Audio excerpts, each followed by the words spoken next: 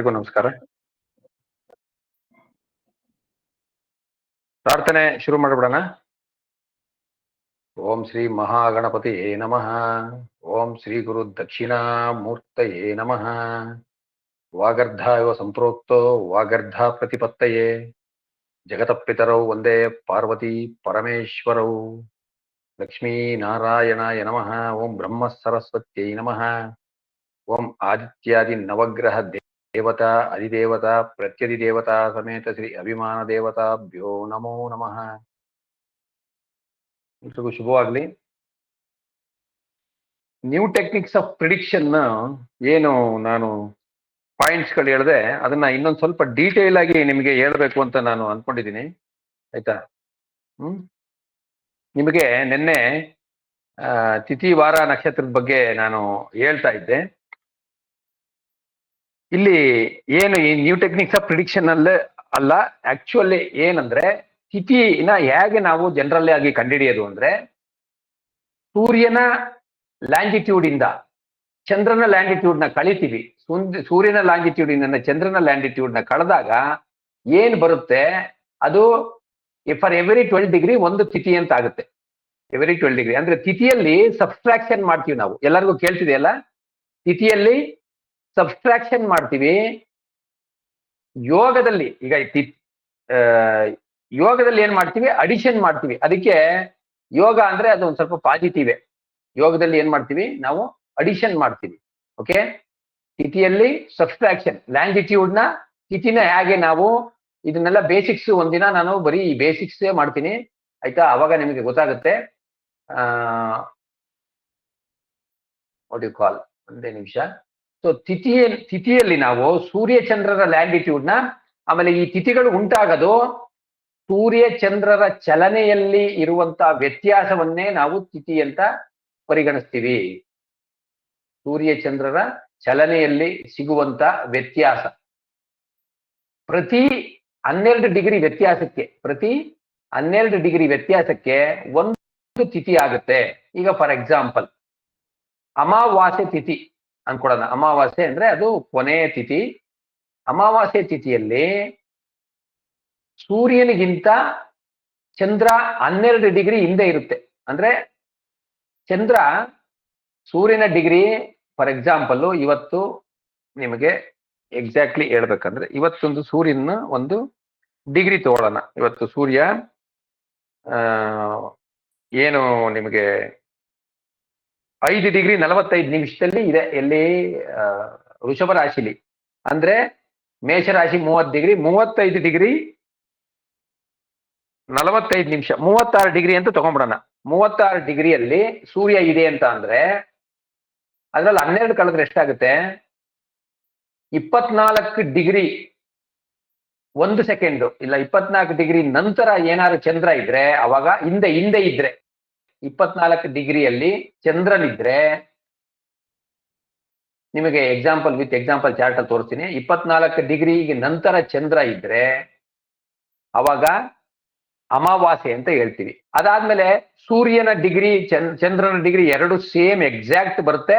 ಅದಾಗಿ 1 ಸೆಕೆಂಡ್ ಮುಂದಕ್ಕೆ ಹೋದ್ರೆ ಚಂದ್ರ, ಅದು ಪಾಡ್ಯ, ಪ್ರಥಮ ತಿಥಿ ಅಂತ, ಅದು ಪಾಡ್ಯ ಅಂತ. ಸೂರ್ಯನಿಗೂ ಚಂದ್ರನಿಗೂ ಏನು ಡಿಗ್ರಿ ಇದೆ ಅದು ವ್ಯತ್ಯಾಸ. ಸೂರ್ಯನ ಡಿಗ್ರಿ ಒಂದು 30 ಡಿಗ್ರಿ ಅಂತ ತಿಳ್ಕೊಳ್ಳಿ, ಚಂದ್ರನ ಡಿಗ್ರಿ 42.1 ಸೆಕೆಂಡ್, 42 ಡಿಗ್ರಿ 1 ಸೆಕೆಂಡ್ ಅಂದ್ರೆ ಅದು ದ್ವಿತೀಯ.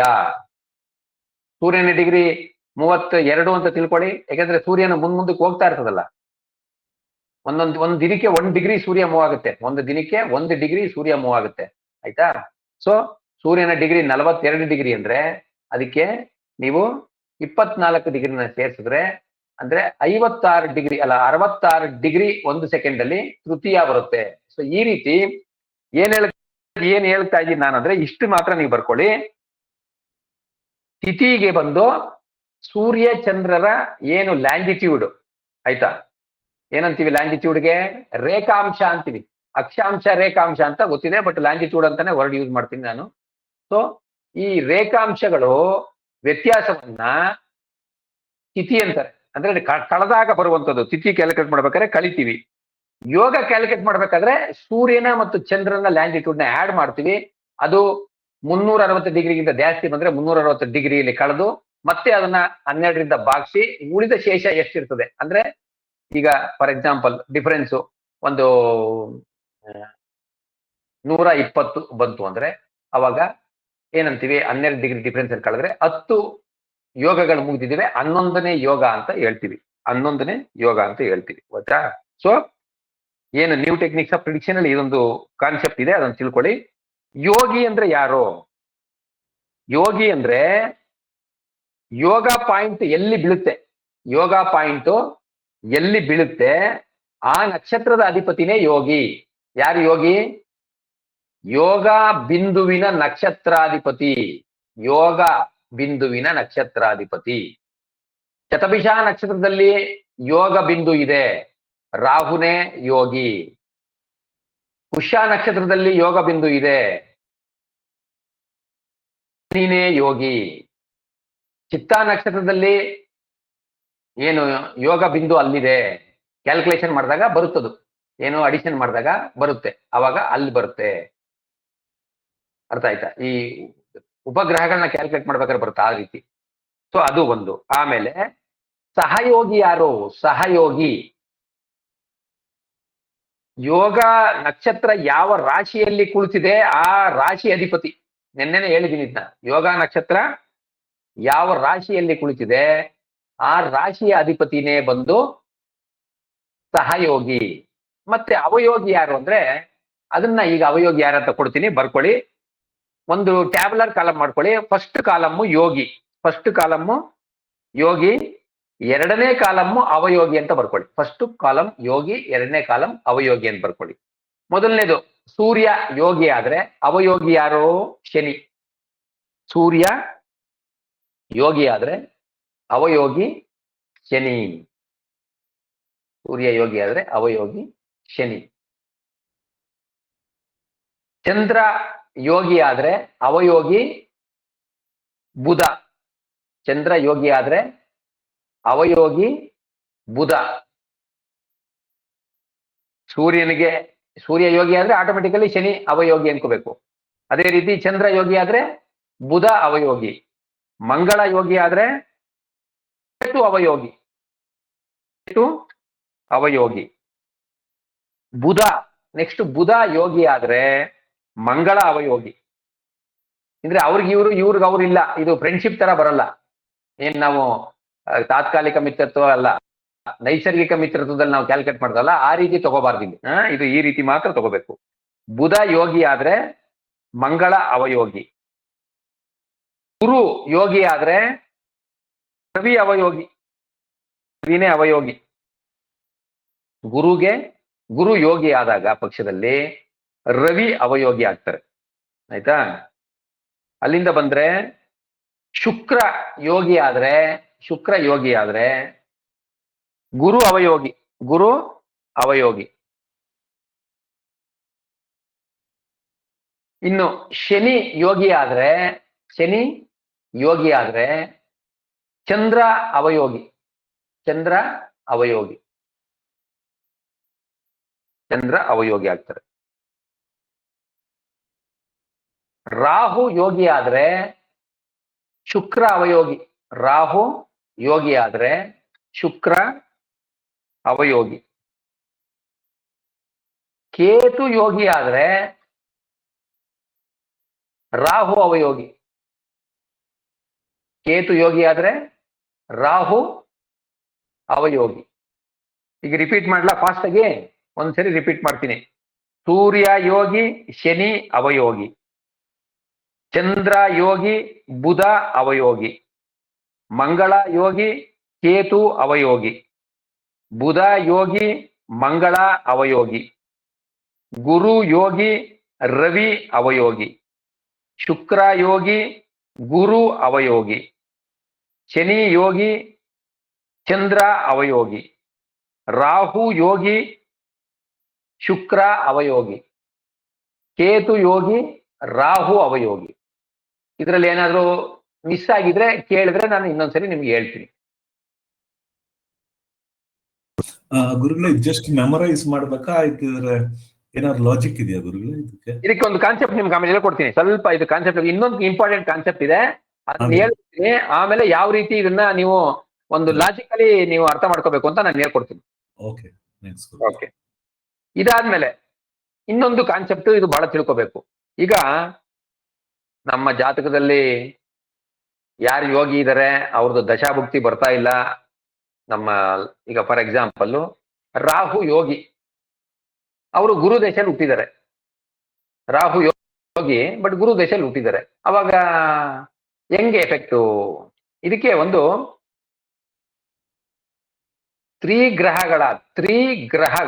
ಮೂರು ಗ್ರಹಗಳ ಒಂದು ಸೆಟ್ ಅಂತ ಇದೆ, ಒಂದು ಜೊತೆ ಅಂತಿದೆ. ಏನು?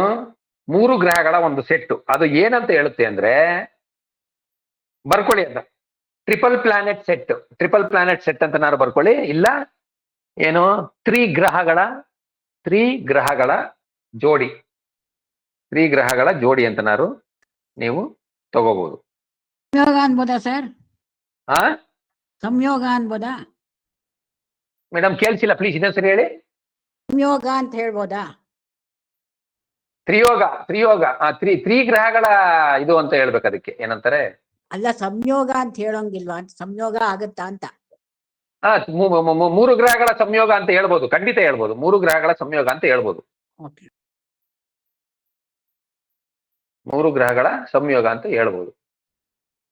ಒಂದೇ ನಿಮಿಷ, ಇದು ವಾಟ್ಸ್ ಹ್ಯಾಪನಿಂಗ್? ಚೂರು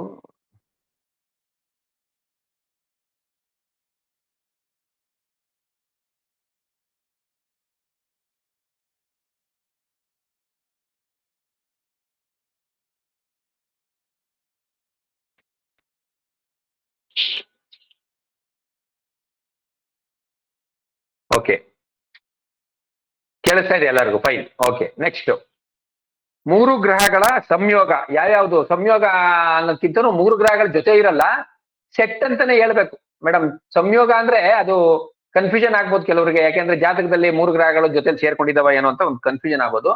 ಇಲ್ಲಿ ಮೂರು ಗ್ರಹಗಳ ಸಂಯೋಗ ಅಲ್ಲ, ಇದು ಸೆಟ್. ಯಾವ್ಯಾವುದು ಅಂತ, ಕೇತು ಚಂದ್ರ ಗುರು ಬರ್ಕೊಳ್ಳಿ. ಕೇತು ಚಂದ್ರ ಗುರು ಇದು ಒಂದ್ ಸೆಟ್. ಕೇತು ಚಂದ್ರ ಗುರು ಅನ್ನೋದು ಒಂದ್ ಸೆಟ್.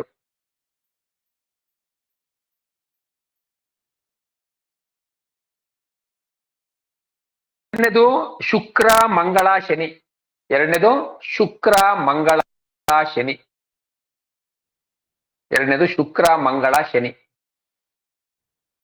ಮೂರನೇದು ರವಿ ರಾಹು ಬುಧ.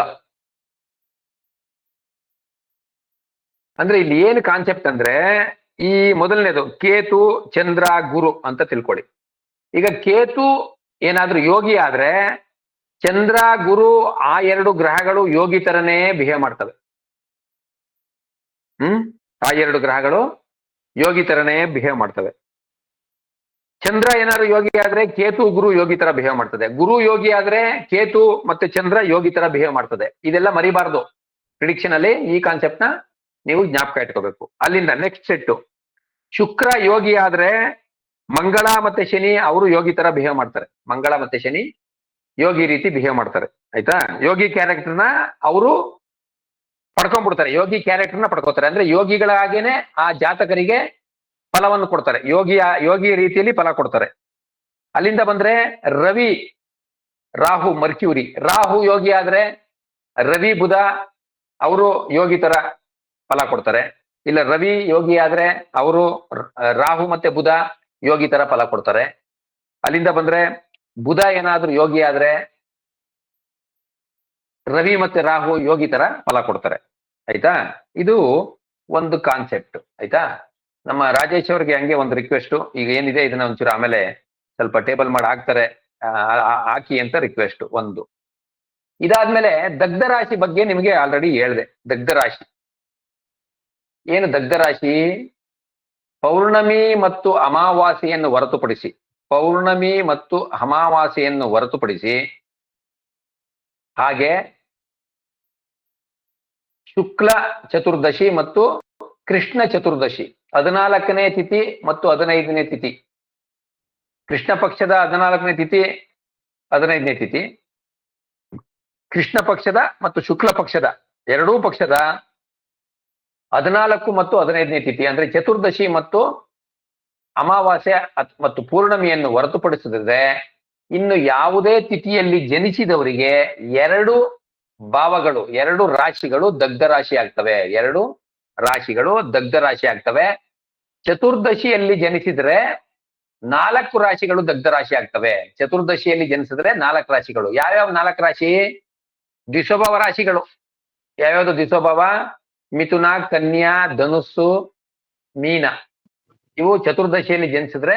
ಆಮೇಲೆ ಜನನ ದೋಷದಲ್ಲಿ ಒಂದು ನೀವು ಕಾಣ್ಬೋದು, ಕೃಷ್ಣ ಚತುರ್ದಶಿ ಜನನ ದೋಷ ಅಂತ ನಮ್ಮ ಜ್ಯೋತಿಷ್ ಶಾಸ್ತ್ರದಲ್ಲಿ ಹೇಳಿದೆ. ಕೃಷ್ಣ ಚತುರ್ದಶಿಯಲ್ಲಿ ಜನನವಾದ್ರೆ, ಅಮಾವಾಸ್ಯೆಯಲ್ಲಿ ಜನನ ಆದ್ರೆ ಅದು ದೋಷ. ಆಯ್ತಾ? ಅದು ಎಷ್ಟು ಮಟ್ಟಿಗೆ ದೋಷ ಇದೆ, ಅದಕ್ಕೆ ಪರಿಹಾರ ಅಂದ್ರೆ ರಿಲೀಫ್ ಏನಿದೆ, ಎಕ್ಸೆಪ್ಷನ್ ರೂಲ್ ಇದೆಯಾ, ಅದೆಲ್ಲ ನೋಡೋಣ. ಆದ್ರೆ ಅವು ದೋಷ ಅಂತ ನಾವು ಹೇಳ್ತೀವಿ. ಸುಮಾರು ಏಕ ನಕ್ಷತ್ರದ ಒಂದೇ ಮನೆ ಅಂದ್ರೆ ತಂದೆ ತಾಯಿ ಮಕ್ಕಳಲ್ಲಿ ಮಾತ್ರ, ತಂದೆ ತಾಯಿ ಮಕ್ಕಳಲ್ಲಿ ಮಾತ್ರ ಒಂದು ಜನರೇಷನ್ ಅಲ್ಲಿ ಯಾರಾದ್ರೂ ಇಬ್ರು ಒಂದೇ ನಕ್ಷತ್ರದಲ್ಲಿ ಹುಟ್ಟಿದ್ರೆ, ಯಾರಾದ್ರೂ ಇಬ್ರು ಒಂದೇ ನಕ್ಷತ್ರದಲ್ಲಿ ಜನಿಸಿದ್ರೆ ದೊಡ್ಡವರಿಗೆ ತೊಂದ್ರೆ. ದೊಡ್ಡವರಿಗೆ ತೊಂದ್ರೆ. ಈಗ ಅಪ್ಪನ ನಕ್ಷತ್ರದಲ್ಲಿ ಮಗನೋ ಮಗಳೋ ಹುಟ್ಟು ಬಿಡ್ತಾರೆ, ಅವಾಗ ತಂದೆಗೆ ತೊಂದ್ರೆ ಅಂತ. ಅದು ಮಗಳಿಂದ ತೊಂದ್ರೆ ಅಂತಲ್ಲ, ಅಪ್ಪನ ದುಷ್ಕರ್ಮದ ಫಲ ಮಗಳಿಂದ ಬರ್ತಾ ಇದೆ ಅಂತ. ಇದು ಅರ್ಥ ಮಾಡ್ಕೋಬೇಕು. ಅಷ್ಟರಾಜರಿಗೆ ಇದು ಗೊತ್ತಿರ್ಬೇಕು. ಅಪ್ಪನ ದುಷ್ಕರ್ಮದ ಫಲ ಮಗಳ ರೂಪದಲ್ಲಿ ಹುಟ್ಟಿ ಬಂದು ಕಾಡುತ್ತೆ ಅಂತ. ಆಯ್ತಾ? ಅಣ್ಣ ತಂಗಿ, ಅಕ್ಕ ತಮ್ಮ, ಇವರಲ್ಲಾದಾಗ ಅದಂಗೆ ಫಲ ಅಂತಂದ್ರೆ ಆವಾಗ್ಲೂ ಹಂಗೇನೆ. ಆ ಫ್ಯಾಮಿಲಿಯಲ್ಲಿ ದೊಡ್ಡವರಿಗೆ ತೊಂದ್ರೆ, ಅವರು ಪೂರ್ವ ಜನ್ಮದ ಕರ್ಮನೇ ಅಲ್ಲಿ ಬರೋದು. ಹಂಗಾಗಿ ಅದು ಒಂದೇ ನಕ್ಷತ್ರದ ಅದಿರ್ಲಿ, ಅದನ್ನ ನಿಮ್ಗೆ ಆಮೇಲೆ ಹೇಳ್ತೀನಿ. ಬಟ್ ಇದು ಏನು, ದಗ್ಧ ರಾಶಿಗಳು. ಪ್ರತಿ ತಿಥಿಗೂ 2 ದಗ್ಧ ರಾಶಿ, ಚತುರ್ದಶಿಗೆ ಮಾತ್ರ 4 ದಗ್ಧ ರಾಶಿ. ಪೌರ್ಣಮಿ ಮತ್ತು ಅಮಾವಾಸ್ಯೆಗೆ ಯಾವುದೇ ದಗ್ಧ ರಾಶಿ ಇಲ್ಲ. ಪೌರ್ಣಮಿ ಮತ್ತು ಅಮಾವಾಸ್ಯೆಯಲ್ಲಿ ಹುಟ್ಟಿದ್ರು ಒಂಥರ ಪುಣ್ಯ, ಅಮಾವಾಸ್ಯೆಯಲ್ಲಿ ಹುಟ್ಟಿದ್ರು ಒಂದು ಜನನ ದೋಷ ಇದೆ. ಆದ್ರೆ ಪೌರ್ಣಮಿಯಲ್ಲಿ ಜನಿಸಿದ್ರೆ ಜನನ ದೋಷ ಇಲ್ಲ. ಈಗ ನಿಮಗೆ ಒಂದು ಲಾಜಿಕ್ ಹೇಳ್ಕೊಡ್ತೀನಿ. ನೀವು ಕ್ಯಾಲೆಂಡರ್ ತೆಗೆದ್ರೆ ಏಪ್ರಿಲ್, ಮಾರ್ಚ್, ಏಪ್ರಿಲ್ ಇಲ್ಲ ಮೇ, ಇಲ್ಲಿ ತುಂಬಾ ಜಯಂತಿಗಳು ಬರ್ತವೆ, ಸುಮಾರು ಜಯಂತಿಗಳು ಬರ್ತದೆ.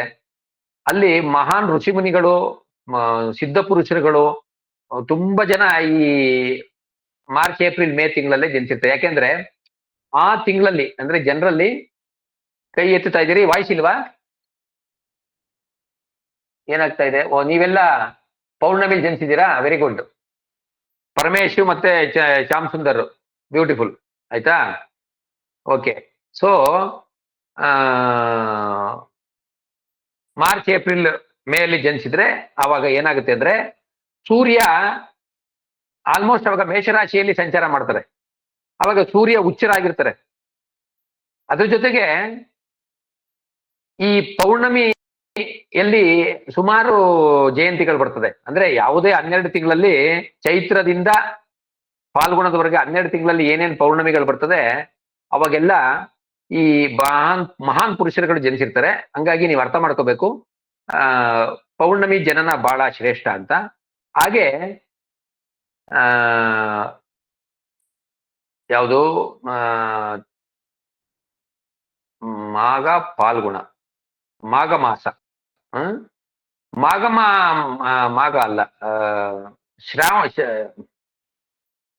ಆಶ್ವಿಜ, ಕಾರ್ತಿಕ, ಮಾರ್ಗಶಿರ, ಪುಷ್ಯ ಮಾಸ ಇದೆಯಲ್ಲ, ಪುಷ್ಯ ಮಾಸದ ಪೌರ್ಣಮಿ ವಿಶೇಷ ಏನು ಅಂತ ಗೊತ್ತಾ ಯಾರಿಗಾದ್ರು? ಪುಷ್ಯ ಮಾಸದಲ್ಲಿ ಪೌರ್ಣಮಿ ಆದ್ರೆ ಏನು ವಿಶೇಷ? ಯಾರಾದ್ರೂ ಏನಿದ್ರೆ ಹೇಳಿ, ಡಿಸ್ಕಷನ್ ಇದ್ರೆ ಯಾವಾಗ್ಲೂ ಕ್ಲಾಸ್ ಬೆಟರ್ ಇರ್ತದೆ. ಪುಷ್ಯ ಮಾಸದಲ್ಲಿ ಪೌರ್ಣಮಿ ಆದ್ರೆ ಎಲ್ಲಾಗುತ್ತೆ ಪೌರ್ಣಮಿ? ಪೌರ್ಣಮಿಗೆ ಹೆಸರು ಹೆಂಗ್ ಬಂದಿದೆ ಅಲ್ಲ, ಇವಾಗ್ಲಿ ನಮ್ಮ ಹಿಂದೂ ನಮ್ಮ ಸನಾತನ ಧರ್ಮ ಒಂದು. ಎರಡನೇದು, ಈ ಪೌರ್ಣಮಿಗಳಿಗೆ ಈ ನಮ್ಮ ಮಾಸಗಳಿಗೆ ಹೆಸರು ಯಾವ ರೀತಿ ಕೊಟ್ಟಿದ್ದಾರೆ? ಚೈತ್ರ, ವೈಶಾಖ, ಜ್ಯೇಷ್ಠ, ಆಷಾಢ, ಶ್ರಾವಣ, ಆಶ್ವಿಜ, ಕಾರ್ತಿಕ, ಆಯಾ ನಕ್ಷತ್ರಗಳ ಜೊತೆ ಇದ್ರೆ ಬರುತ್ತೆ ಗುರುಗಳೇ. ಇಲ್ಲ ಆಯಾ ತಿಂಗಳಲ್ಲಿ ಪೌರ್ಣಮಿ ಆ ನಕ್ಷತ್ರದಲ್ಲಿ ಆಗಿರುತ್ತೆ. ಅದೇ ಅದನ್ನ ಹೇಳ್ತೀನಿ. ಹೇಳಿ ಇನ್ನೊಂದ್ಸರಿ ಯಾವ ಹೇಳಿ. ತಿಂಗಳಲ್ಲಿ ಯಾವ ತಿಂಗಳ ಏನೋ ಹೇಳ್ತಿದ್ರಿ ಈಗ ಹೇಳಿ. ಫಾರ್ ಎಕ್ಸಾಂಪಲ್ ಮಾಘ ಮಾಸ ಅಂದ್ರೆ ಮಖ ನಕ್ಷತ್ರದಲ್ಲಿ ಪೌರ್ಣಮಿ ಆಗಿರುತ್ತೆ.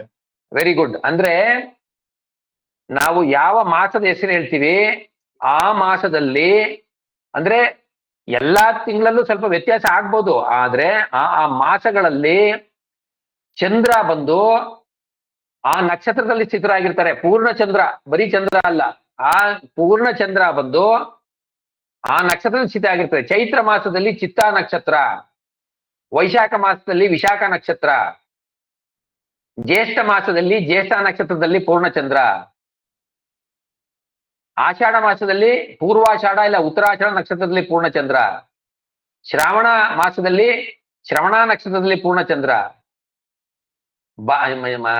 ಭಾದ್ರಪದ ಮಾಸದಲ್ಲಿ ಪೂರ್ವ ಭಾದ್ರಪದ ಇಲ್ಲ ಉತ್ತರ ಭಾದ್ರಪದ ನಕ್ಷತ್ರದಲ್ಲಿ ಪೂರ್ಣಚಂದ್ರ, ಆಶ್ವಯುಜ ಮಾಸದಲ್ಲಿ ಅಶ್ವಿನಿ ನಕ್ಷತ್ರದಲ್ಲಿ ಪೂರ್ಣಚಂದ್ರ, ಅದಾದ ನಂತರ ಮಾರ್ಗಶಿರ ಮಾಸದಲ್ಲಿ ಮೃಗಶಿರ ನಕ್ಷತ್ರದಲ್ಲಿ ಪೂರ್ಣಚಂದ್ರ, ಅದಾದ್ಮೇಲೆ ಪುಷ್ಯ ನಕ್ಷತ್ರದಲ್ಲಿ ಪೂರ್ಣಚಂದ್ರ ಪುಷ್ಯ ಮಾಸದಲ್ಲಿ, ಮಾಘ ಮಾಸದಲ್ಲಿ ಪೂರ್ಣಚಂದ್ರ ಅಂದ್ರೆ ಮಕ ನಕ್ಷತ್ರದಲ್ಲಿ, ಪಾಲ್ಗುಣ ಮಾಸದಲ್ಲಿ ಪೂರ್ಣಚಂದ್ರ ಅಂದ್ರೆ ಪೂರ್ವ ಪಾಲ್ಗುಣ ಉತ್ತರ ಪಾಲ್ಗುಣ ನಕ್ಷತ್ರದಲ್ಲಿ. ಈಗ ಹೇಳಿ, ಪುಷ್ಯ ಮಾಸದಲ್ಲಿ ಪೌರ್ಣಮಿ ಆದ್ರೆ ಏನ್ ವಿಶೇಷ?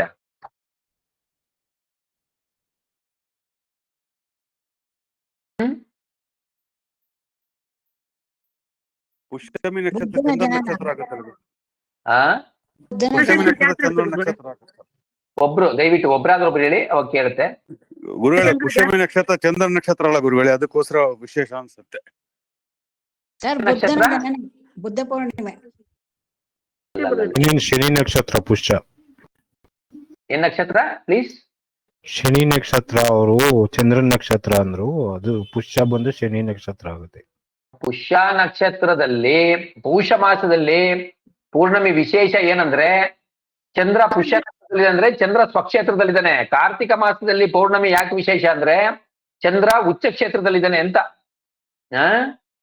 ಅದೆಲ್ಲ ಕಾನ್ಸೆಪ್ಟ್ ಆಮೇಲೆ, ಅದು ಈ ಪೌರ್ಣಮಿಗಳು ಉಂಟಾದ್ಮೇಲೆ ಜನ ಬೇರೆಯವರು ಮಹಾಪುರುಷರು ಜನಿಸಿ ಆಮೇಲೆ ಆ ಕಾನ್ಸೆಪ್ಟ್ ಬಂದಿರೋದು. ಬಟ್ ಅದಕ್ಕಿಂತ ಮುಂಚೆ ಇರೋ ಕಾನ್ಸೆಪ್ಟ್, ಸನಾತನ ಧರ್ಮದ ಕಾನ್ಸೆಪ್ಟ್ ಏನಂದ್ರೆ ಪುಷ್ಯ ಮಾಸದಲ್ಲಿ ಚಂದ್ರ ಸ್ವಕ್ಷೇತ್ರದಲ್ಲಿ ಉಚ್ಚನಾಗ್ತಾನೆ, ಕಾರ್ತಿಕ ಮಾಸದಲ್ಲಿ ಚಂದ್ರ ಉಚ್ಚ ಕ್ಷೇತ್ರದಲ್ಲಿ ಪೌರ್ಣಮಿ ಆಗುತ್ತೆ. ಪುಷ್ಯ ಮಾಸದಲ್ಲಿ ಸ್ವಕ್ಷೇತ್ರದಲ್ಲಿ ಪೌರ್ಣಮಿ, ಕಾರ್ತಿಕ ಮಾಸದಲ್ಲಿ ಉಚ್ಚ ಕ್ಷೇತ್ರದಲ್ಲಿ ಪೌರ್ಣಮಿ. ಇನ್ನು ಮಿಕ್ಕಿದ್ದು ಅದು ಬೇರೆ ಬೇರೆ ಕ್ಷೇತ್ರಗಳು, ಮಿತ್ರ ಅಧಿಮಿತ್ರ ಅದಿರ್ಲಿ. ಆದ್ರೆ ಸ್ವಕ್ಷೇತ್ರ ಮತ್ತು ಉಚ್ಚ ಕ್ಷೇತ್ರದಲ್ಲಿ ಪೌರ್ಣಮಿ ಆದ್ರೆ ಪಕ್ಷ ಬಲನೂ ಇದೆ, ಸ್ಥಾನ ಬಲನೂ ಇದೆ. ಅದಕ್ಕೆ ನಾನು ಅದನ್ನ ಎಕ್ಸಾಂಪಲ್ ಹೇಳಿದೆ. ಅದಿರ್ಲಿ, ಇಲ್ಲಿಂದ ಮುಂದಕ್ಕೆ ಹೋಗೋಣ, ಆಯ್ತಾ?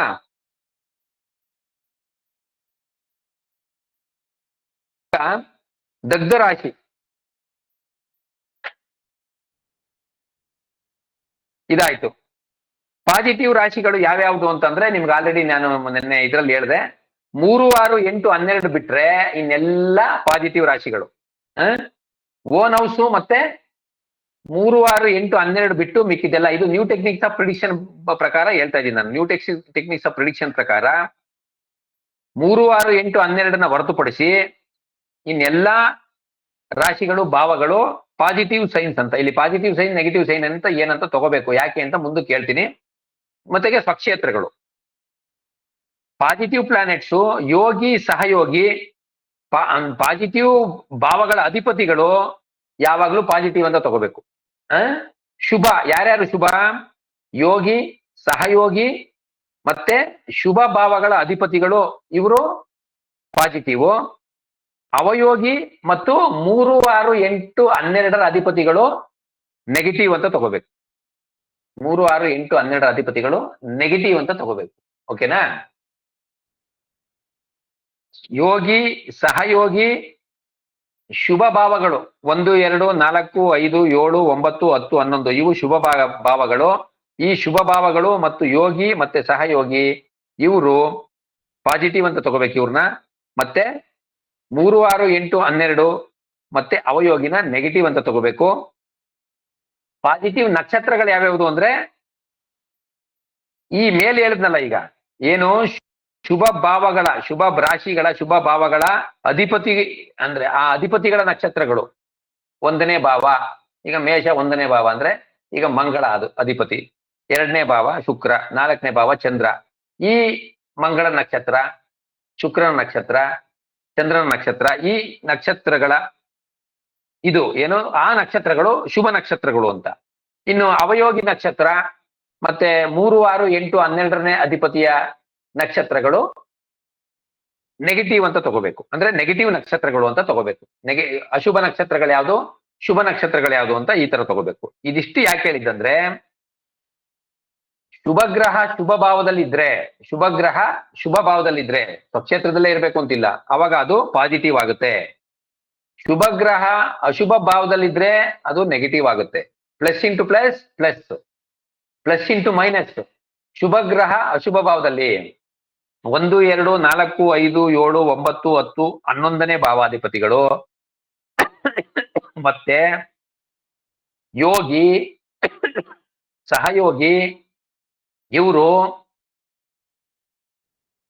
ಶುಭ ಭಾವಗಳಲ್ಲಿ ಸ್ಥಿತರಾದ್ರೆ ಅವಾಗ ಒಳ್ಳೇದು.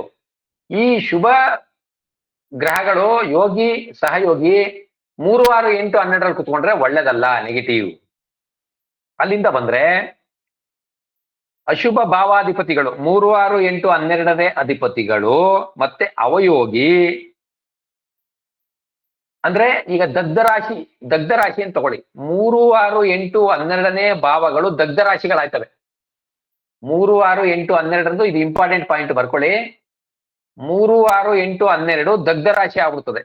ಈಗ ಕೆಲವು ಸರಿ ಮಿಥುನ ಮತ್ತು ಕನ್ಯಾ 2 ದಗ್ಧ ರಾಶಿ ಆಗುತ್ತೆ ಅನ್ಕೊಳ್ಳಿ. ಮಿಥುನ ಮತ್ತೆ ಕನ್ಯಾ 2 ದಗ್ಧ ರಾಶಿ ಆಗುತ್ತೆ.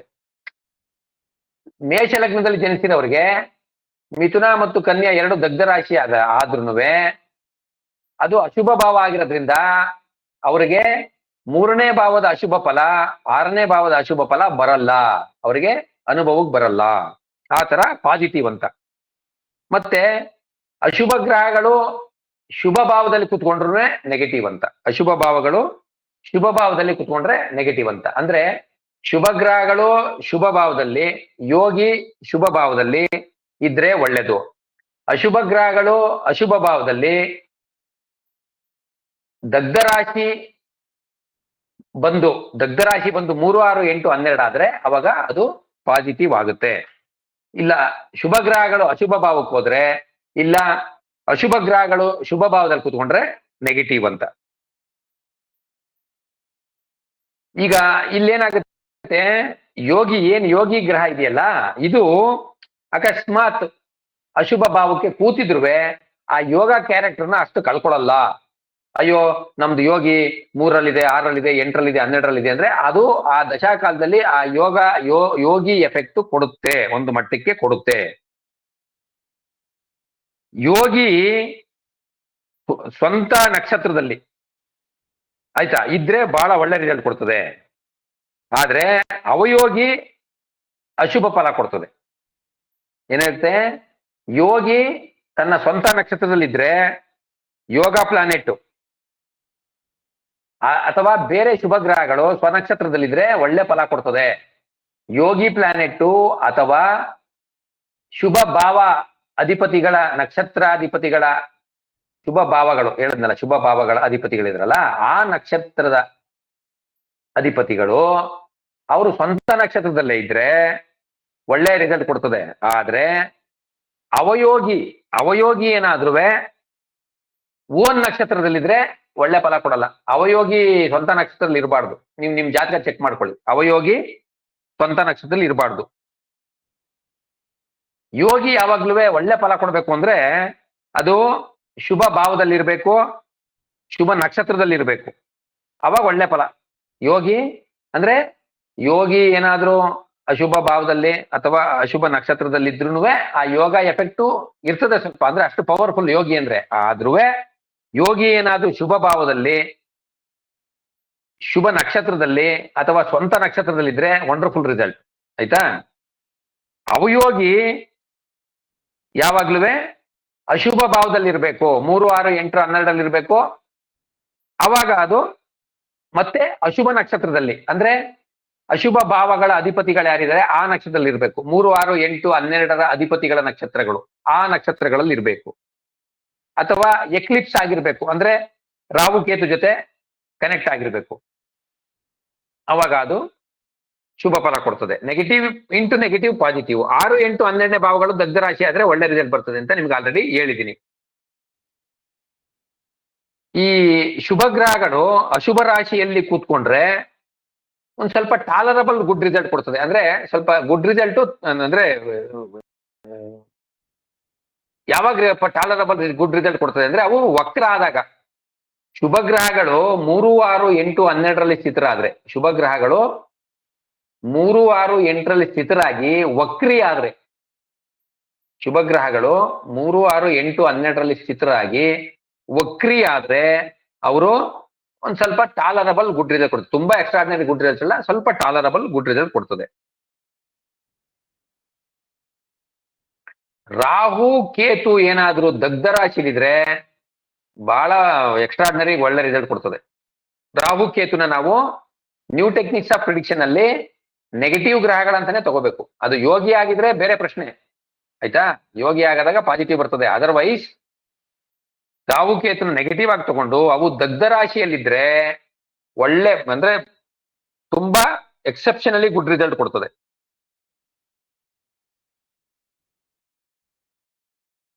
ಆಮೇಲೆ ನೀವು ನಕ್ಷತ್ರ ಅಧಿಪತಿನ ಬಹಳ ಮುಖ್ಯವಾಗಿ ಗಮನಿಸಿ ನೀವು ರಿಸಲ್ಟ್ ನ ಕೊಡಬೇಕು.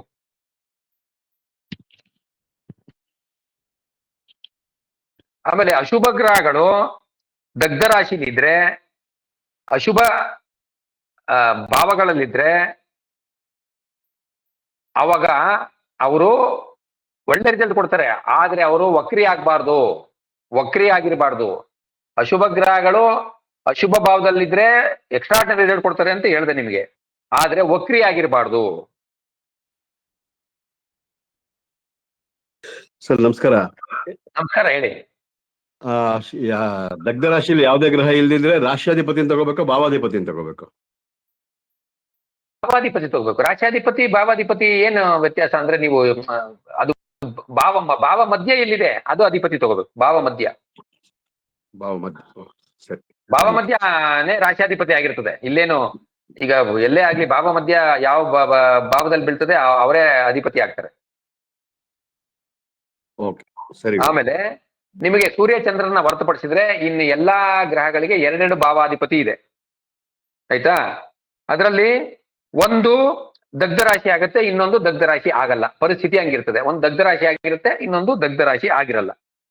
ಅವಾಗ ಯಾವ ದಗ್ಧ ರಾಶಿ ಆಗಿದೆ ಅದು ಮಾತ್ರ ಸಫರ್ ಆಗುತ್ತೆ, ಇನ್ನೊಂದು ಭಾವ ಸಫರ್ ಆಗಲ್ಲ. ಅಂದ್ರೆ ಆ ಭಾವಕಾರಕತ್ವ ಗಮನಿಸ್ಬೇಕು.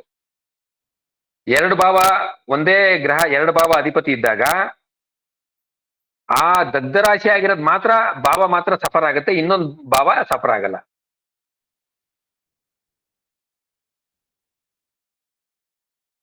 ಆ ಭಾವಾಧಿಪತಿ ಏನಾದ್ರೂ ಪವರ್ಫುಲ್ ಆಗಿ ಪೊಸಿಟೆಡ್ ಆಗಿದ್ರೆ ಅವಾಗ ಪಾಸಿಟಿವ್ ಭಾವಕ್ಕೆ ತುಂಬಾ ಪಾಸಿಟಿವ್, ದಗ್ಧ ರಾಶಿಗೆ ಜಾಸ್ತಿ ನೆಗೆಟಿವ್ ಆಗ್ಬಿಡ್ತದೆ. ಈಗ ಒಂದೇ ಗ್ರಹ 2 ಭಾವಕ್ಕೆ ಅಧಿಪತಿ ಆಗಿರ್ತದೆ, ಒಂದೇ ಗ್ರಹ 2 ಈಗ ಮಂಗಳ, ಮೇಷ ಮತ್ತೆ ವೃಶ್ಚಿಕ, ಈ 2ರಲ್ಲಿ ಯಾವ್ದೋ ಒಂದು ದಗ್ಧ ರಾಶಿ ಆಗುತ್ತೆ.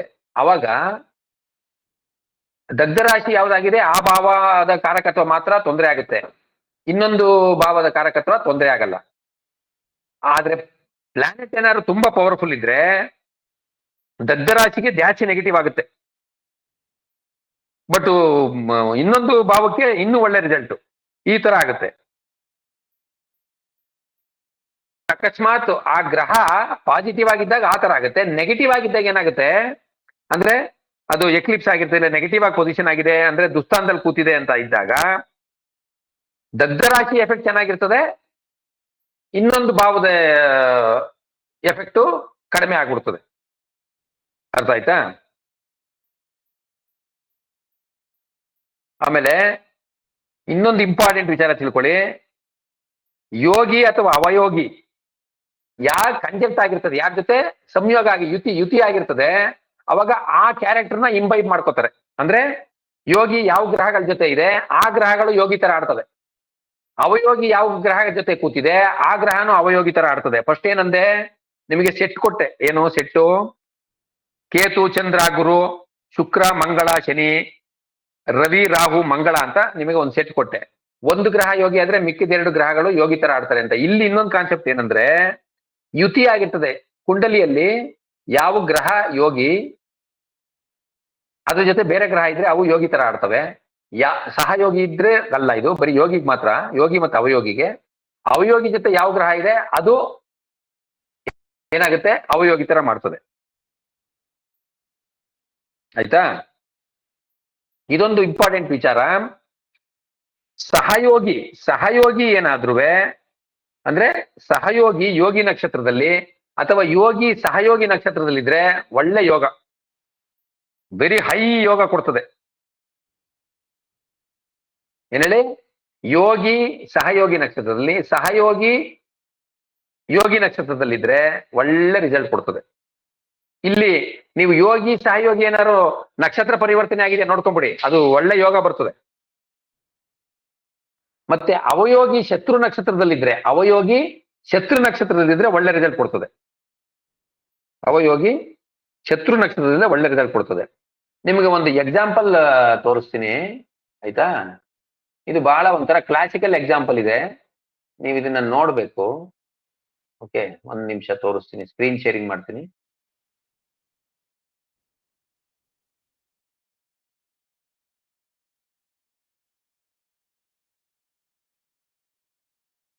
ಯೋಗಿ ಸಹಯೋಗಿ ಅವಯೋಗಿ ಬಗ್ಗೆ ಮಾತ್ರ ಡಿಸ್ಕಸ್ ಮಾಡೋಣ. ಇದೊಂದು ಸ್ಕ್ರೀನ್ ಶೇರಿಂಗ್ ಮಾಡ್ತೀನಿ.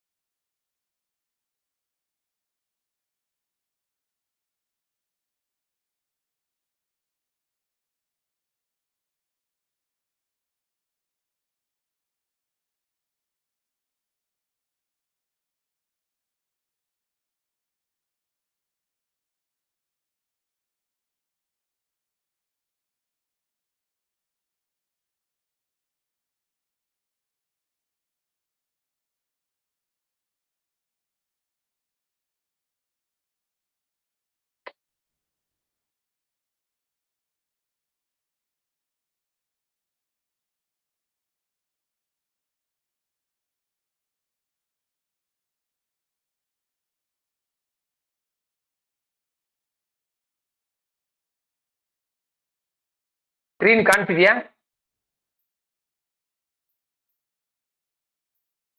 ಸ್ಕ್ರೀನ್ ಕಾಣ್ತಿದ್ಯಾ ಎಲ್ಲರಿಗೂ? ಇವಾಗ ಕಾಣಿಸ್ತಾ ಇದೆ.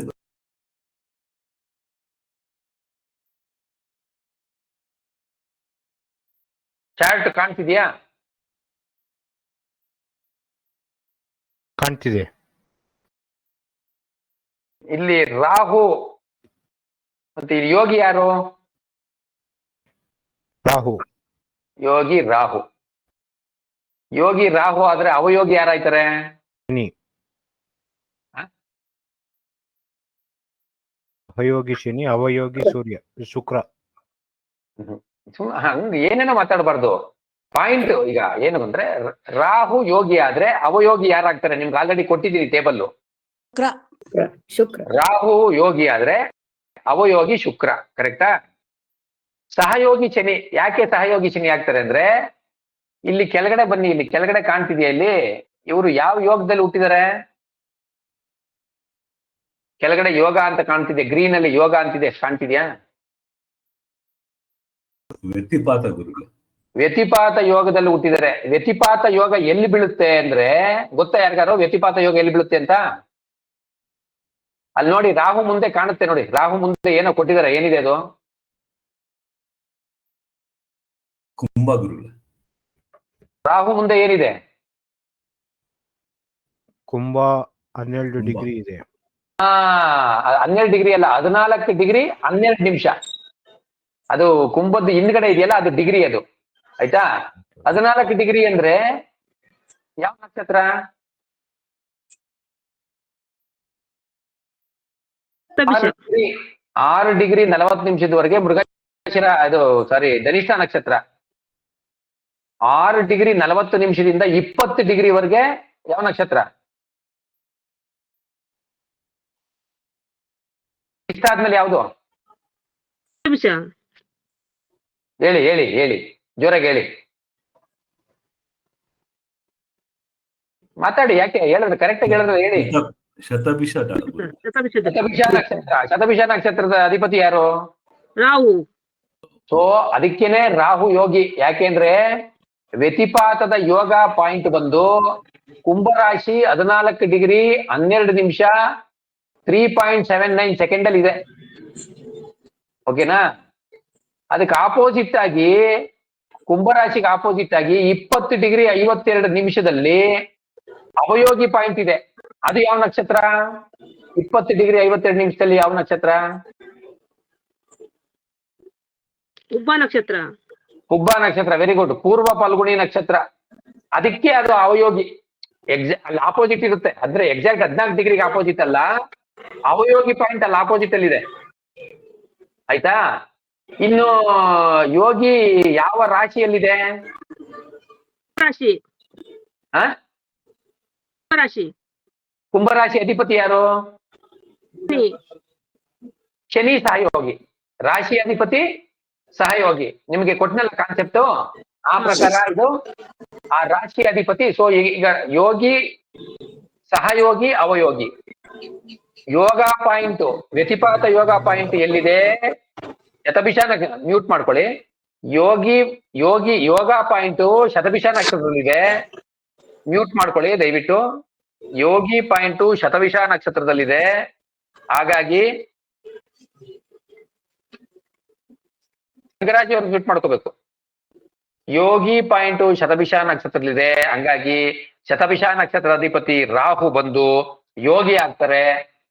ಆ ನಕ್ಷತ್ರ ಕುಂಭರಾಶಿಯಲ್ಲಿದೆ. ಆ ಕುಂಭರಾಶಿ ಅಧಿಪತಿ ಶನಿ ಸಹಯೋಗಿ ಆಗ್ತಾರೆ.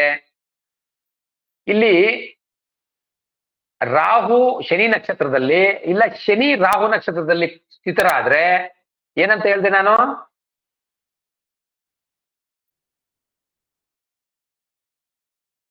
ಯೋಗಿ ಅಥವಾ ಸಹಯೋಗಿ. ಯೋಗಿ ನಕ್ಷತ್ರದಲ್ಲಿ ಸಹಯೋಗಿ ಅಥವಾ ಸಹಯೋಗಿ ನಕ್ಷತ್ರದಲ್ಲಿ ಯೋಗಿ ಸ್ಥಿತರಾದ್ರೆ ಏನಾಗುತ್ತೆ?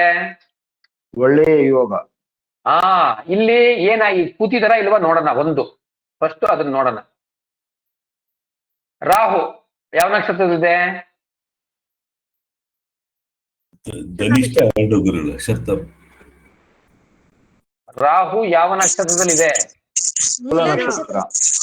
ಮೂಲ ನಕ್ಷತ್ರ ಅಂದ್ರೆ ಸಹಯೋಗಿ ಇಲ್ಲಿ ಶನಿ. ರಾಹು ಬಂದು ಶನಿ ನಕ್ಷತ್ರದಲ್ಲಿ ಇಲ್ಲ. ಓಕೆನಾ? ಶನಿ ಯಾವ ನಕ್ಷತ್ರದಲ್ಲಿದೆ? ಆರಿದ್ರ ನಕ್ಷತ್ರ. ಆರಿದ್ರ ನಕ್ಷತ್ರ ಯಾರ್ದು? ರಾಹು ನಕ್ಷತ್ರ. ಅಂದ್ರೆ ಇಲ್ಲಿ ಸಹಯೋಗಿ ಬಂದು ಯೋಗಿ ನಕ್ಷತ್ರದಲ್ಲಿದೆ. ಕರೆಕ್ಟಾ? ಸಹಯೋಗಿ ಯೋಗಿ ನಕ್ಷತ್ರದಲ್ಲಿದೆ.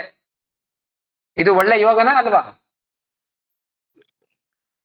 ನಾವು ಕೇತು ನಕ್ಷತ್ರ ಇದ್ದಾರೆ. ಮೂಲ ನಕ್ಷತ್ರ. ಒಳ್ಳೆ ನಕ್ಷತ್ರ, ಒಳ್ಳೆಯ ಯೋಗ.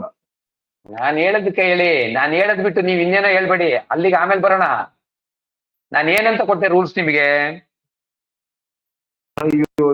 ಯೋಗಿ ನಕ್ಷತ್ರದಲ್ಲಿ ಸಹಯೋಗಿ ಯೋಗಿ ನಕ್ಷತ್ರದಲ್ಲಿ ಸ್ಥಿತರಾದ್ರೆ, ಅಥವಾ ಯೋಗಿ ಸಹಯೋಗ ನಕ್ಷತ್ರ ಸ್ಥಿತರಾದ್ರೆ ಇದು ಏನು ತುಂಬಾ ಹೈಯೆಸ್ಟ್ ಯೋಗ ಬರುತ್ತೆ ಅಂತ. ಅದು ಆಗಿದೆಯಾ ಇಲ್ವಾ? ಇಲ್ಲಿ ಇಬ್ರು ಆಗ್ಬೇಕು ಅಂತಿಲ್ಲ, ಇಬ್ರು ಆಗ್ಬೇಕು, ಪರಿವರ್ತನೆ ಅಲ್ಲ ನಾನು ಹೇಳ್ತಿರೋದು. ಇಲ್ಲಿ ಯೋಗಿ ಬಂದು ರಾಹು ಶನಿ ನಕ್ಷತ್ರದಲ್ಲಿ ಕುತ್ಕೋಬೇಕು. ರಾಹು ಇರೋದು ಧನುರ್ ರಾಶಿಯಲ್ಲಿ ಶನಿ ನಕ್ಷತ್ರ ಬರಕ್ ಚಾನ್ಸ್ ಇಲ್ಲ. ಹಂಗಾಗಿ ಯೋಗಿ ಬಂದು ಸಹಯೋಗಿ ನಕ್ಷತ್ರದಲ್ಲಿ ಕುತ್ಕೊಳ್ಳಕ್ ಚಾನ್ಸ್ ಇಲ್ಲ. ಆದ್ರೆ ಶನಿ ಬಂದು ಮಿಥುನ ರಾಶಿಲಿದೆ. ಮಿಥುನ ರಾಶಿಯಲ್ಲಿ ಮಂಗಳನ ನಕ್ಷತ್ರ ಇದೆ, ರಾಹು ನಕ್ಷತ್ರ ಇದೆ, ಗುರುವಿನ ನಕ್ಷತ್ರ ಇದೆ. ಶನಿ ರಾಹು ನಕ್ಷತ್ರದಲ್ಲಿ ಕೂತ್ಕೊಂಡ್ರೆ ಒಳ್ಳೆ ಯೋಗ ಆಗತ್ತೆ. ಶನಿ ರಾಹು ನಕ್ಷತ್ರದಲ್ಲಿ ಕೂತಿದೆ, ಕೂತ್ಕೊಂಡಿದೆ. ರಾಹು ನಕ್ಷತ್ರ ಇದೆ. ಹಾಗಾಗಿ ಇದು ಹೈ ಯೋಗ ಕೊಟ್ಟಿದೆ, ಈ ವ್ಯಕ್ತಿಗೆ ಹೈ ಯೋಗ ಕೊಟ್ಟಿದೆ. ಇದು ನಿಮಗೆ ಡೀಟೇಲ್ಸ್ ಆಮೇಲೆ ಹೇಳ್ತೀನಿ. ಇದು ನಂಬರ್ 1. ಇನ್ನೊಂದು ಏನ್ ಹೇಳಿದೆ ನಾನು ನಿಮಗೆ, ಈಗ ಯೋಗಿ ಸಹಯೋಗಿ ಅವಯೋಗಿ ನೋಡ್ಬಿಟ್ಟು ನಾ ಇನ್ನೊಂದು ರೂಲ್ಸ್ ಹೇಳಿದೆ, ಅದೇ ಹೇಳಿ ಏನ್ ರೂಲ್ಸ್ ಅಪ್ಲೈ ಆಗುತ್ತೆ ಇಲ್ಲಿ. ಯೋಗಿ ಯಾರು, ಸಹಯೋಗಿ ಯಾರು, ಅವಯೋಗಿ ಯಾರು ಅಂತ ನೋಡ್ಬಿಟ್ಟು ಹೇಳಿ.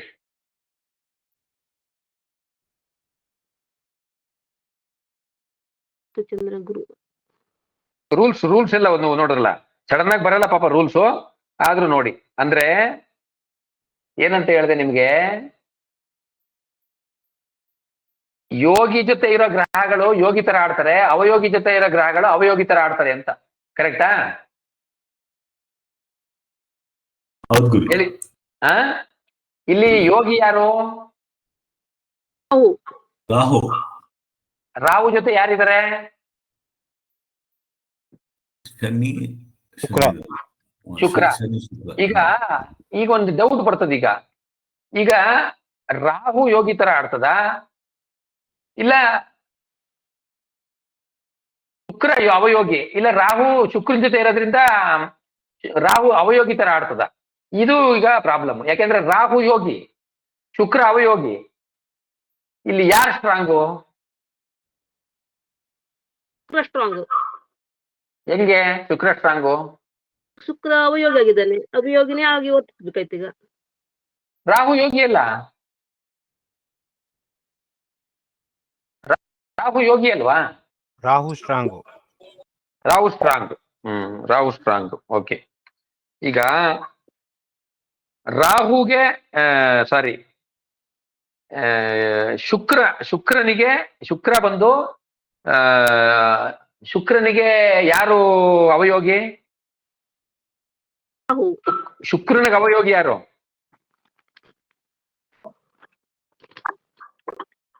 ಗುರು. ಶುಕ್ರನಿಗೆ ಅವಯೋಗಿ ಗುರು. ಅಂದ್ರೆ ಶುಕ್ರ ಬಂದು ಗುರುವಿನ ರಾಶಿಯಲ್ಲಿದೆ, ನಕ್ಷತ್ರದಲ್ಲ. ಅದಿರ್ಲಿ, ಒಂದ್ ಕಡೆ ಅದಿರ್ಲಿ, ಆಯ್ತಾ? ರಾಹುಗೆ ಶುಕ್ರ ಅವಯೋಗಿ,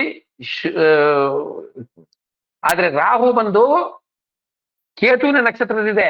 ಇಲ್ಲಿ ರಾಹುಗೆ ಕೇತು ಅವಯೋಗಿ ಅಲ್ಲ, ಕೇತುಗೆ ರಾಹು ಅವಯೋಗಿ, ಆದ್ರೆ ರಾಹುಗೆ ಕೇತು ಅವಯೋಗಿ ಅಲ್ಲ. ಅದು ಜ್ಞಾಪಕ ಇಟ್ಕೋಬೇಕು. 2 ಪಾಯಿಂಟ್ ಇಲ್ಲಿ ಕಾನ್ಸೆಪ್ಟ್. ಈಗ ನಿಮಗೆ ಎಕ್ಸ್ಪ್ಲೇನ್ ಮಾಡ್ತೀನಿ. ಏನು, ರಾಹು ಅವಯೋಗಿ ತರ ಆಡ್ತದ, ಇಲ್ಲ ಶುಕ್ರ ಯೋಗಿ ತರ ಆಡ್ತದ ಅಂತ ನಿಮಗೆ ಕನ್ಫ್ಯೂಷನ್ ಇಲ್ವಾ? ಹೌದು ಸರ್. ಯೋಗಿಯಾಗಿ ವರ್ತಿಸ್ತಾನೆ. ರಾಹು ಯೋಗಿಯಾಗಿ ವರ್ತಿಸ್ತಾನೆ. ಅಲ್ಲಲ್ಲ, ಈಗ ರಾಹು ಯೋಗಿಯಾಗಿ ವರ್ತಿಸ್ತಾನೆ ಅಂದ್ರೆ ರೂಲ್ಸ್ ಏನ್ ಹೇಳ್ತದೆ? ಯಾವ ಗ್ರಹಗಳು ಯೋಗಿ ಜೊತೆ ಇರ್ತದೆ ಅವು ಯೋಗಿಗಳ ತರ ಆಡ್ತವೆ, ಯಾವ ಗ್ರಹಗಳು ಅವಯೋಗಿ ಜೊತೆ ಇರ್ತದೆ ಅವು ಅವಯೋಗಿ ತರ ಆಡ್ತದೆ ಅಂತದೆ. ಇದೊಂದು ಸ್ಪೆಷಲ್ ಜಾತಕ. ಇಲ್ಲಿ ಆ ಯೋಗಿ ಅವಯೋಗಿನೇ ಜೊತೆಲಿ ಅವರಪ್ಪ, ಯೋಗಿ ಅವಯೋಗಿನೇ ಜೊತೆಲಿದ್ದಾರೆ. ಈಗೇನ್ ಮಾಡೋದು? ಈಗ ರಾಹು ಯೋಗಿ ಅವಯೋಗಿ ತರ ಆಡ್ತದ, ಇಲ್ಲ ಶುಕ್ರ ಯೋಗಿ ತರ ಆಡ್ತದ ಅಂತ ಕನ್ಫ್ಯೂಷನ್ ಇಲ್ವಾ? ಹೌದು ಸರ್. ಇದು ವಿಶ್ಲೇಷಣೆಯಲ್ಲಿ ಈ ತರ ಪಾಯಿಂಟ್ ಬಂದಾಗ್ಲೇ ನಾವು ಸ್ಮಾರ್ಟ್ ಆಗಿ ಇದು ಮಾಡಬೇಕು. ಈಗ ಏನ್ ಮಾಡ್ಬೇಕು? ದಶಾಗ್ ಹೋಗೋಣ. ಯಾವ ದಶ ಇವ್ರಿಗೆ ಹುಟ್ಟಿದಾಗ?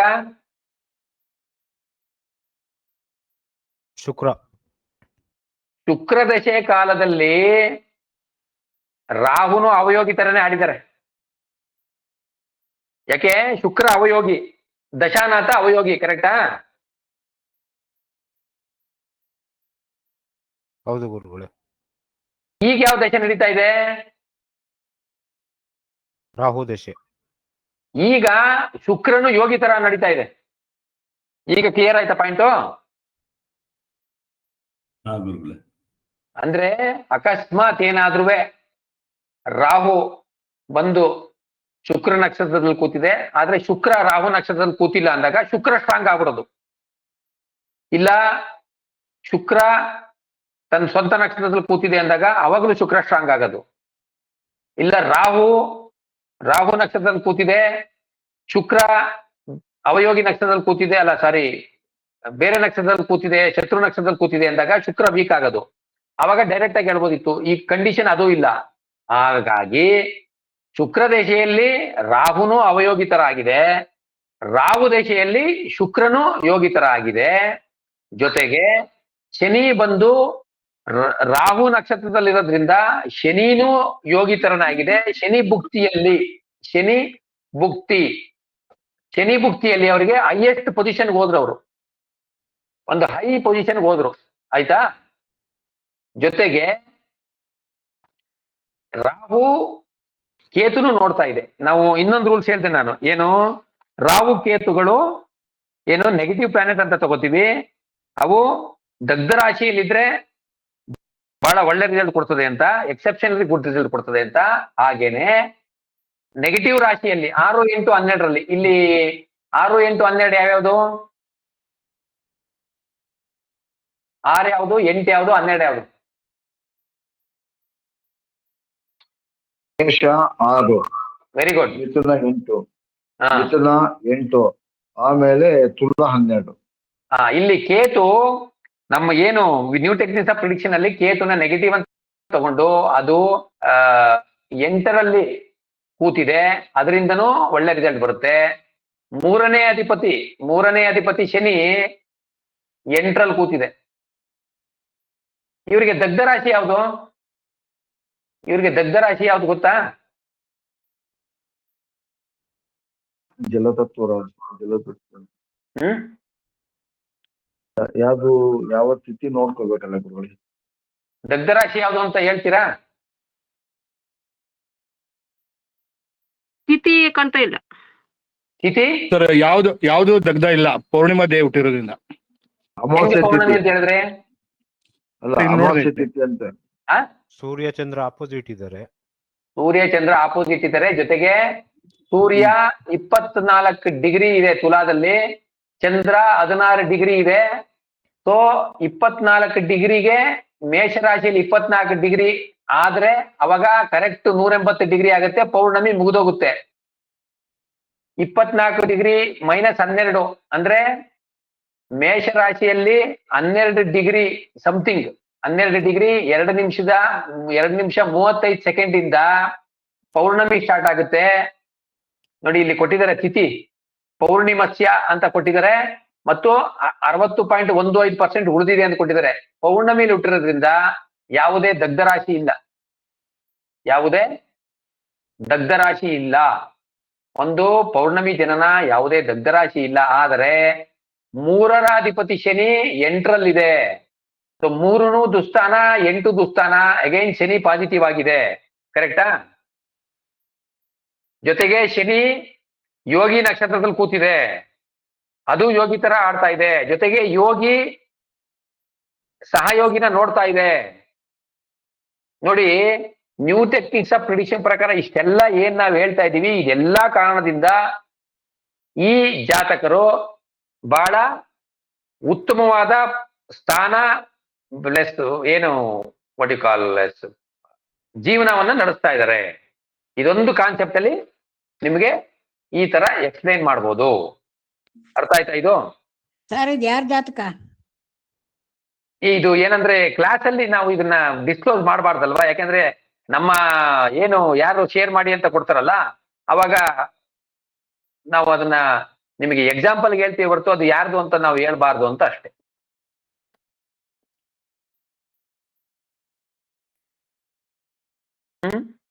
ಕಾನ್ಫಿಡೆನ್ಸಿಯಾಲಿಟಿ ಮೇಂಟೈನ್ ಮಾಡಬೇಕು, ಅದು ನಮ್ಮ ಧರ್ಮ. ಆಮೇಲೆ ಯಾವುದೇ ಕಾರಣಕ್ಕೂ ಒಬ್ಬರ ಇದನ್ನ ಏನು ನಮ್ಗೆ ಏನು ನೀವು ಅಷ್ಟೇ, ನಿಮಗೆ ಯಾರೇ ಇದನ್ನ ಏನಂತಾರೆ ಜ್ಯೋತಿಷ್ಯ ಕೇಳಕ್ ಬಂದಾಗ ಅದನ್ನ ನಾವು ಶೇರ್ ಮಾಡಬಾರ್ದು ಯಾರಿಗೂ, ಆಯ್ತಾ? ಸೊ ಇದು ಬಂದು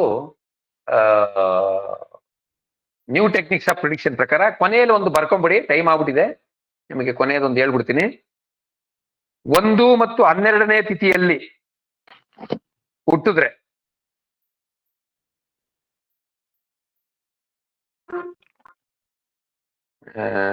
ಒಂದೇ ನಿಮಿಷ. ಮಕರ ದಗ್ಧ ಆಗ್ತದೆ. ಮಕರ ದಗ್ಧ ಆಗುತ್ತೆ. ಹೌದು, ತುಲಾ ಮತ್ತು ಮಕರ ದಗ್ಧ ರಾಶಿ ಆಗುತ್ತೆ. 1 ಮತ್ತು 12ನೇ ತಿಥಿಯಲ್ಲಿ ಹುಟ್ಟಿದ್ರೆ, ಪಾಡ್ಯ ಮತ್ತು ದ್ವಾದಶಿಲಿ ಹುಟ್ಟಿದ್ರೆ ತುಲಾ ಮತ್ತು ಮಕರ ರಾಶಿ ದಗ್ಧ ರಾಶಿ ಆಗುತ್ತೆ. ದ್ವಿತೀಯ ಮತ್ತು ಏಕಾದಶಿಲಿ ಹುಟ್ಟಿದ್ರೆ ಧನುಸ್ಸು ಮತ್ತು ಮೀನ ರಾಶಿ ದಗ್ಧ ರಾಶಿ ಆಗುತ್ತೆ. ಧನುಸ್ಸು ಮತ್ತು ಮೀನ. 3ನೇ ತಿಥಿಯಲ್ಲಿ ಹುಟ್ಟಿದ್ರೆ ಸಿಂಹ ಮತ್ತು ಮಕರ ರಾಶಿ ದಗ್ಧ ರಾಶಿ ಆಗುತ್ತೆ. 3ನೇ ತಿಥಿಯಲ್ಲಿ ಹುಟ್ಟಿದ್ರೆ ತೃತೀಯದಲ್ಲಿ ಹುಟ್ಟಿದ್ರೆ ಸಿಂಹ ಮತ್ತು ಮಕರ ರಾಶಿ ದಗ್ಧ ರಾಶಿ ಆಗುತ್ತೆ.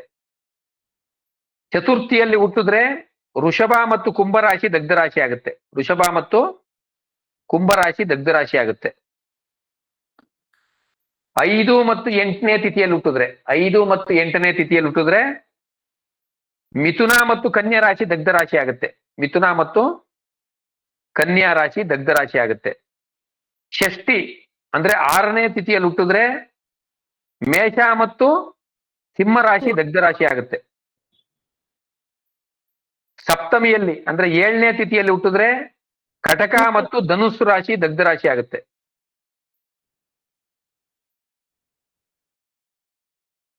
ನವಮಿ ಮತ್ತು ದಶಮಿಯಲ್ಲಿ ಹುಟ್ಟಿದ್ರೆ 9 ಮತ್ತು 10ನೇ ತಿಥಿಯಲ್ಲಿ ಹುಟ್ಟಿದ್ರೆ ಸಿಂಹ ಮತ್ತು ವೃಶ್ಚಿಕ ರಾಶಿ ದಗ್ಧ ರಾಶಿ ಆಗುತ್ತೆ. ತ್ರಯೋದಶಿಯಲ್ಲಿ ಹುಟ್ಟಿದ್ರೆ ವೃಷಭ ರಾಶಿ ಮತ್ತು ಸಿಂಹ ರಾಶಿ ದಗ್ಧ ರಾಶಿ ಆಗುತ್ತೆ. ವೃಷಭ ರಾಶಿ ಮತ್ತು ಸಿಂಹ ರಾಶಿ ದಗ್ಧ ರಾಶಿ ಆಗುತ್ತೆ. ಚತುರ್ದಶಿಯಲ್ಲಿ ಹುಟ್ಟಿದ್ರೆ 3, 6, 9, 12 ರಾಶಿಗಳು ದಗ್ಧ ರಾಶಿ ಆಗ್ಬಿಡ್ತದೆ. 3, 6, 9, 12 ಅಂದ್ರೆ ಯಾವುದು? ಮಿಥುನ, ಕನ್ಯಾ, ಮೀನ. Very good. ಈ 4 ರಾಶಿಗಳು ದಗ್ಧ ರಾಶಿ ಆಗ್ತದೆ. ಪೌರ್ಣಮಿ ಮತ್ತು ಅಮಾವಾಸ್ಯೆಯಲ್ಲಿ ಹುಟ್ಟಿದ್ರೆ ಯಾವುದೂ ಇಲ್ಲ. Very good. So it is entire gist of new techniques of prediction. ನಿಮಗೆ 2 ಕ್ಲಾಸಲ್ಲಿ ನಾನು ಮಾಡಿದ್ದೀನಿ. ಇದನ್ನ ನಾವು ಪ್ರಾಕ್ಟಿಕಲ್ ಆಗಿ ಅಪ್ಲೈ ಮಾಡ್ಕೊಂಡು ಹೋಗ್ಬೇಕು. 1 ವರ್ಷಗಳ ಕಾಲ ಪ್ರಾಕ್ಟಿಕಲ್ ಆಗಿ ಅಪ್ಲೈ ಮಾಡಿ ನಾವು ಬಹಳ ಆಕ್ಯುರೇಟ್ ಆಗಿ ಪ್ರಿಡಿಕ್ಷನ್ ಮಾಡಬೇಕು. ಆಮೇಲೆ ಈಗ ಇದನ್ನ ನಾನು ನಿಮಗೆ 2 ಕ್ಲಾಸ್ ಅಲ್ಲಿ ನಿಮಗೆ ನ್ಯೂ ಟೆಕ್ನಿಕ್ಸ್ ಆಫ್ ಪ್ರಿಡಿಕ್ಷನ್ ಹೇಳ್ಕೊಟ್ಟಿದ್ದೀನಿ. ಇದನ್ನ ಮತ್ತೆ ರಿಪೀಟ್ ಮಾಡ್ತಾ ಇರ್ತೀನಿ, ಯಾಕಂದ್ರೆ ನಿಮಗೆ ಒಂದೇ ಸರಿ ಜ್ಞಾಪಕ ಬರಲ್ಲ. ಆಮೇಲೆ ಯಾವ ರೀತಿ ಲಾಜಿಕ್ ಆಗಿ ನಾವು ಜ್ಞಾಪಕ ಇಟ್ಕೋಬೇಕು ಅಂತಾನು ಹೇಳ್ತೀನಿ. ಲಾಜಿಕ್ ಇದು ಹಿಂಗಂದ್ರೆ ಹಿಂಗೆ ಅಷ್ಟೇ, ಅರ್ಥ ಆಯ್ತಾ? ಆ ರೀತಿ ನಾನು ಮಾಡ್ತೀನಿ. ಓಕೆ, ಒಂದು ಸಿಂಪಲ್ ಲಾಜಿಕ್ ತಿಳ್ಕೊಳ್ಳಿ ಯಾವಾಗ್ಲೂ.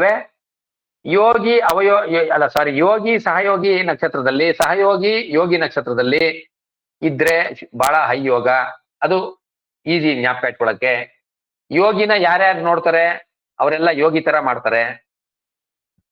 ಯೋಗಿ ಜೊತೆ ಯಾರಿರ್ತಾರೆ? ಯೋಗಿ ಯಾರನ್ನ ದೃಷ್ಟಿಸ್ತಾರೆ.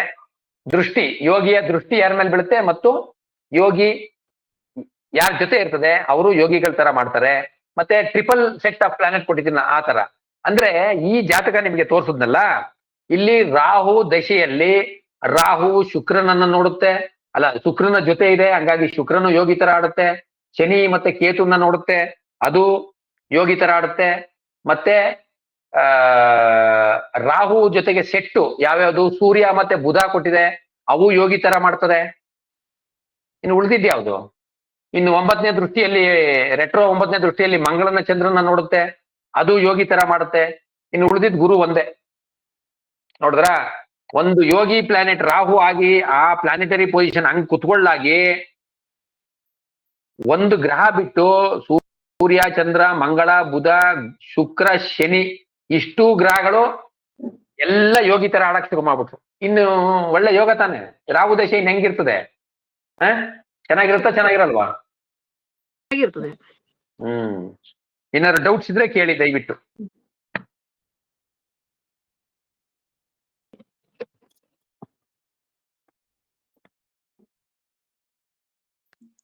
ಸರ್, ಈ ಗ್ರಹಗಳನ್ನು 3 ವಿಭಾಗ ಮಾಡಿದ್ರಲ್ಲ, ಹೌದು. ಅದನ್ನ ಯಾವ ಆಧಾರದ ಮೇಲೆ ವಿಭಾಗ ಮಾಡಿದ್ದೀರಾ? ಸೈಂಟಿಫಿಕ್ ರೀಸನ್ ಏನು? ಈಗ ನವಾಂಶ ರಚನೆ ಮಾಡ್ತೀರಾ ನೀವು?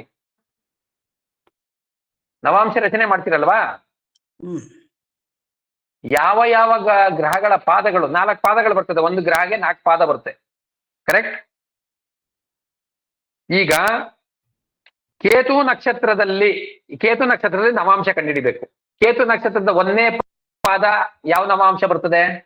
ಮೇಷ, 2ನೇ ಮೇಷ. ಪಾದ ಮೇಘ, ವೃಷಭ, ಸಿಂಹ, ಆ? ವೃಷಭ, ವೃಷಭದಲ್ಲಿ 3ನೇ ಪಾದ, ಮಿಥುನ, ಮಿಥುನ, 4ನೇ ಪಾದ. ಕಟಕ, ಆ ಸೆಟ್ಟಲ್ಲಿ ಇನ್ನು ಬೇರೆ 2 ಗ್ರಹ ಹೇಳಿ. ಚಂದ್ರ ಮತ್ತೆ ಗುರು. ಚಂದ್ರನ ನಕ್ಷತ್ರದ 1ನೇ ಪಾದ ನವಾಂಶದಲ್ಲಿ ಎಲ್ಲಿ ಬರ್ತದೆ? ಸೇಮ್ ಮೇಷ, 1, 2, 3, 4 ಎಲ್ಲಿ ಬರ್ತದೆ? ಮೇಷ, ವೃಷಭ, ಮಿಥುನ, ಕಟಕ. ವೃಷಭ, ಮಿಥುನ, ಕಟಕ. ಇನ್ನೊಂದು ಗ್ರಹ ಗುರು, ಗುರು, ಅದ್ರದ್ದು 1ನೇ ಪಾದ ಎಲ್ಲಿ ಬರುತ್ತೆ? ಮೇಷ, ವೃಷಭ, ಮಿಥುನ, ಕಟಕ. 4 1 2 3 4. ಆಯ್ತಾ? ಕಾನ್ಸೆಪ್ಟ್ ಬಂತಾ? ಹ್ಮ್. ನೆಕ್ಸ್ಟ್ ಸೆಟ್ ಆಫ್ ಪ್ಲಾನೆಟ್ ಹೇಳಿ. ಶುಕ್ರ, ನೆಕ್ಸ್ಟ್ ಸೆಟ್ ನೆಕ್ಸ್ಟ್ ಶುಕ್ರ ಮತ್ತೆ ಹಾ. ಶನಿ ಹಾ. ಮತ್ತೆ ಕುಜ. ಶುಕ್ರನ ನಕ್ಷತ್ರ ನವಾಂಶದಲ್ಲಿ ಹೇಳ್ತೀರ ನಾನು. ನವಾಂಶದಲ್ಲಿ ಶುಕ್ರ ನಕ್ಷತ್ರ 1, 2, 3, 4ನೇ ಪಾದ ಎಲ್ಲೆಲ್ಲಿ ಬರುತ್ತೆ? ಸಿಂಹದಿಂದ ಇದು ವೃಶ್ಚಿಕ. ಕರೆಕ್ಟಾ? ಇನ್ನೆರಡು ಗ್ರಹಗಳು ಕುಜ, ಎಲ್ಲಿಂದ ಕುಜ, ಕುಜ ಮತ್ತೆ ಶನಿ. ಎಲ್ಲಿ ಶುರು ಆಗುತ್ತೆ? ಸಿಂಹದಿಂದ ವೃಶ್ಚಿಕ. ಇನ್ನು ನೆಕ್ಸ್ಟ್ ಸೆಟ್ ಸೂರ್ಯ, ಸೂರ್ಯ, ರಾಹು ಮತ್ತೆ ಬುಧ. ಅವು ಎಲ್ಲಿಂದ ಶುರು ಆಗುತ್ತೆ, ಎಲ್ಲಿ ಮುಗಿಯುತ್ತೆ? ಧನುಸ್ಸಿಂದ ಮೀನಾಗೆ. ಮೇಡಮ್ ಕಾನ್ಸೆಪ್ಟ್ ಬಂತ ಮೇಡಮ್? ಗೊತ್ತಾಯ್ತು ಸರ್. ಇಲ್ಲಿ ನವಾಂಶ ಯಾರ್ಯಾರಿಗೆ ರಚನೆ ಮಾಡಕ್ಕೆ ಸ್ವಲ್ಪ ಗೊತ್ತಿಲ್ಲ ಅವ್ರಿಗೆ ನಾನು ನವಾಂಶ ರಚನೆಯನ್ನ ಚರಾಸ್ಥಿರ ದ್ವಿಸ್ವಭಾವ, ಹಾಗೆ ಕೇತು, ಚಂದ್ರ, ಗುರು ನಕ್ಷತ್ರಗಳಿಂದ ನಕ್ಷತ್ರ ಪಾದಗಳು ಮೇಷದಿಂದ ಶುರುವಾಗುತ್ತೆ. ಮಂಗಳ, ಶುಕ್ರ, ಶನಿ ನಕ್ಷತ್ರಗಳು ಸಿಂಹದಿಂದ ಸ್ಟಾರ್ಟ್ ಆಗುತ್ತೆ. ರವಿ, ರಾಹು, ಬುಧ ನಕ್ಷತ್ರಗಳು ಧನುಸ್ಸಿಂದ ಸ್ಟಾರ್ಟ್ ಆಗುತ್ತೆ. ಈ 3 ಯಾಕೆ ಅಂದ್ರೆ ಇವು ಅಗ್ನಿ ತ್ರಿಕೋಣಗಳು. ಇವು 3 ಏನು? ಅಗ್ನಿ ತ್ರಿಕೋಣ ರಾಶಿಗಳು. ಮೇಷ, ಸಿಂಹ, ಧನುಸ್ಸು ರಾಶಿ ಅಗ್ನಿ ತ್ರಿಕೋಣ ರಾಶಿಗಳು. Correct or not? ಅಗ್ನಿ ತ್ರಿಕೋಣ ರಾಶಿಯಿಂದ ಯಾವ್ಯಾವ ನಕ್ಷತ್ರ ಪಾದಗಳು ಶುರುವಾಗ್ತವೆ ಅವೆಲ್ಲ ಒಂದು ಸೆಟ್ಟು. ಅದರಲ್ಲಿ ಯಾವ್ದಾದ್ರು ಒಂದು ಗ್ರಹ ಯೋಗಿ ಆದ್ರೆ ಇನ್ 2 ಗ್ರಹಗಳು ಯೋಗಿ ತರನೇ ಆಡ್ತವೆ. Correct or not? ಸೈಂಟಿಫಿಕ್ ಆಗಿ ಬಂತಾ? ಸೈಂಟಿಫಿಕ್ ಆಗಿದೆಯಾ ನಮ್ ಕ್ಲಾಸು? ಬಂತು. ಸೈಂಟಿಫಿಕ್ ಆಗಿದೆಯಾ?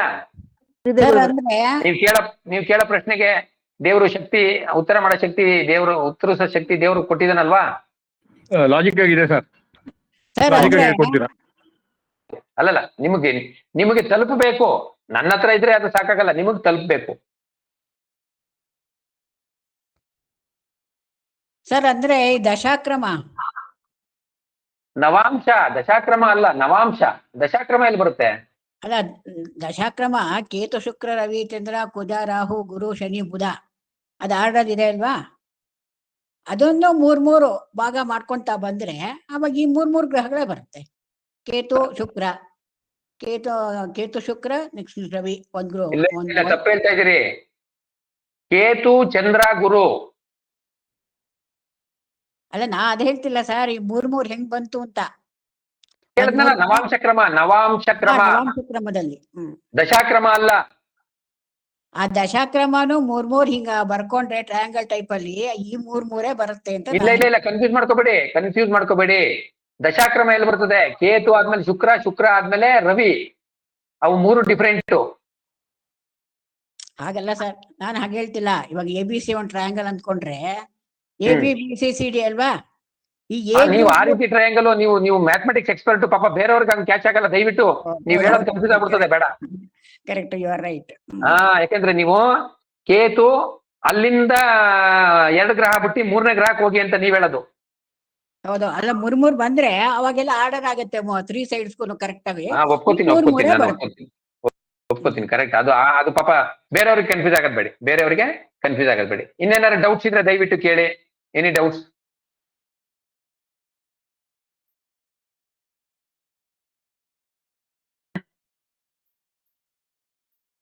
ಇನ್ನು ಸ್ವಲ್ಪ ತರೋ ಆಗ್ಬೇಕು ಪಾಪ, ಯಾಕಂದ್ರೆ ಡೌಟ್ಸ್ ಅಂತೂ ತುಂಬಾ ಇರ್ತದೆ. ಏನೋ ನಾನು 1 hour ಅಲ್ಲಿ ಹೇಳ್ಬಿಟ್ಟೆ, ಡೌಟ್ಸ್ ಅಂತೂ ಬಹಳ ಇದೆ, ಇಲ್ಲ ಅಂತ ಏನಿಲ್ಲ. ಯಾಕಂದ್ರೆ ಏನೆಲ್ಲ ಒಂದೇ ಸರಿಗೆ ಅರ್ಥ ಆಗಿರಲ್ಲ. ಇದರಲ್ಲಿ ಸ್ವಲ್ಪ ಅಮೆಚೂರ್ಸ್ ಇದಾರೆ, ಅವ್ರಿಗೆಲ್ಲ ಬೇಸಿಕ್ಸ್ ಎಲ್ಲ ನಾನು ಹೇಳ್ತೀನಿ. ಅವರೆಲ್ಲ ಬೇಸಿಕ್ಸ್ಗೆ 7:15 ಇಲ್ಲ 7:00 ಜಾಯ್ನ್ ಆಗ್ಬೇಕು ಇರೋದು ಹೇಳಿದೀನಿ. ನಾನು ಚೆನ್ನಾಗಿ ಬೇಸಿಕ್ಸ್ ಹೇಳ್ಕೊಡ್ತೀನಿ. ಎಲ್ಲರೂ ಜಾಯ್ನ್ ಆದ್ರೂ ನನಗೇನು ಬೇಜಾರಿಲ್ಲ, ಬಟ್ ಹೇಳ್ಕೊಡ್ತೀನಿ. ಮೋಸ್ಟ್ಲಿ ಎಲ್ಲರಿಗೂ ವಾಟ್ಸ್ಆಪ್ ನೋಟಿಫಿಕೇಶನ್ ಬಂದಿದೆ. ನೆನ್ನೆ ನಾನು ಏನ್ ಅನೌನ್ಸ್ಮೆಂಟ್ ಮಾಡಿದೆ ಅದು ನಿಮಗೆ ವಾಟ್ಸ್ಆಪ್ ನೋಟಿಫಿಕೇಶನ್ ಬಂದಿದೆ ಅಲ್ವಾ? ಬಂದಿದೆ ಸರ್. Okay okay. ಯಾರಿಗಾರು ಬಂದಿಲ್ಲ ಅಂದ್ರೆ ಹೇಳಿ. ಗುರುಗಳೇ, ಹೇಳಿ. ಹುಣ್ಣಿಮೆ, ಅಮಾವಾಸ್ಯೆ, ಶುಕ್ಲ ಚತುರ್ದಶಿ, ಕೃಷ್ಣ ಚತುರ್ದಶಿಗೆ ಹೊರತುಪಡಿಸಿದ್ರೆ ಇದಕ್ಕೆ 2 ಅಂತ ಹೇಳಿದ್ರಿ. ಆದ್ರೆ ಚತುರ್ದಶಿಗೆ 4 ಮನೆ ದ್ವಿಸ್ವಭಾವ ರಾಶಿ, ದಗ್ಧ ರಾಶಿ ಅಂತ ಹೇಳಿದ್ರಿ. ಅದ್ ಯಾವ್ದಾವ್ದು ಗುರುಗಳೇ? ಅದೊಂದ್ ಸ್ವಲ್ಪ ನಂಗೆ ಅರ್ಥ ಆಗ್ಲಿಲ್ಲ. ತಿಥಿ ಯಾವ ತಿಥಿಯಲ್ಲಿ ಜನಿಸಿದಿರಿ ನೀವು, ಎಲ್ಲಾ ತಿಥಿಗಳಿಗೂ 2 ರಾಶಿಗಳು ದಗ್ಧ ರಾಶಿ ಆಗ್ತದೆ. ಆದ್ರೆ ಚತುರ್ದಶಿ ತಿಥಿಗೆ ಮಾತ್ರ. ಚತುರ್ದಶಿ ಬಂದು ನಿಮ್ಗೆ ಕೃಷ್ಣ ಪಕ್ಷದಲ್ಲೂ ಬರ್ತದೆ, ಶುಕ್ಲ ಪಕ್ಷದಲ್ಲೂ ಬರ್ತದೆ. ಈ ಚತುರ್ದಶಿ ತಿಥಿ ಉತ್ತಮ ತಿಥಿ ಅಲ್ಲ. ಚತುರ್ದಶಿ ತಿಥಿ is not at all good. ಚತುರ್ದಶಿ ತಿಥಿಯಲ್ಲಿ ಆಲ್ಮೋಸ್ಟ್ ಅದು ಏನು ಯಾವುದೇ ಶುಭ ಕಾರ್ಯ ಮಾಡಲ್ಲ. ಚತುರ್ದಶಿ ತಿಥಿಗೆ ಅಧಿಪತಿ ನಿಮಗೆ ಹೇಳ್ತೀನಿ ಒಂದ್ ನಿಮಿಷ. ಚತುರ್ದಶಿ ತಿಥಿಯಲ್ಲಿ ಈಗ ಏನು ತಿಥಿಯ ಅಧಿಪತಿ ಅದು ಅಶುಭ ಗ್ರಹ ಆಗಿರೋದ್ರಿಂದ ಅದನ್ನ ನಾವು ಒಂದೇ ಸೆಕೆಂಡ್ ನಿಮ್ಗೆ ಅದನ್ನ ಕಾನ್ಸೆಪ್ಟ್ ಹೇಳ್ತೀನಿ. ನೀವು ಕೇಳಿದಾಗ ನಾನು ಹೇಳ್ಬಿಡ್ಬೇಕು. ಇವತ್ತು ಯಾವ ತಿಥಿ?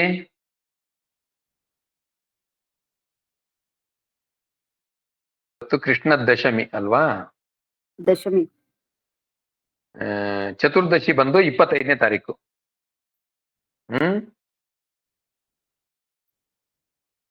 26ನೇ ತಾರೀಕು. 26 ಅಮಾವಾಸ್ಯೆ.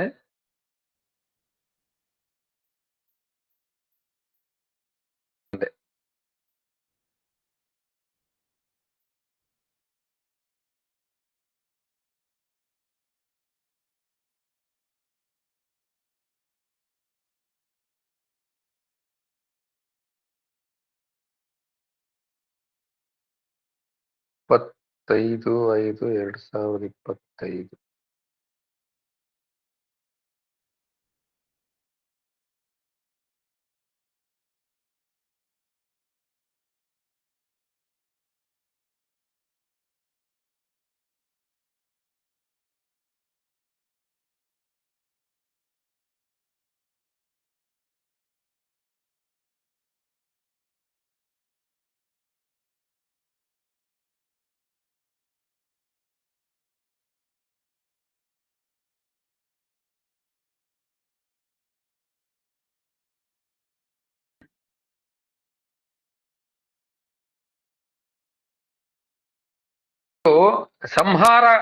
ಸಂಹಾರಕ ತಿಥಿ ಅಧಿಪತಿ ಒಂದು ಸಂಹಾರಕ. ಹಂಗಾಗಿ ಕೃಷ್ಣ ಚತುರ್ದಶಿನ ನಾವು ಅಶುಭ ಅಂತ ತಗೋತೀವಿ. ಹಾಗಾಗಿ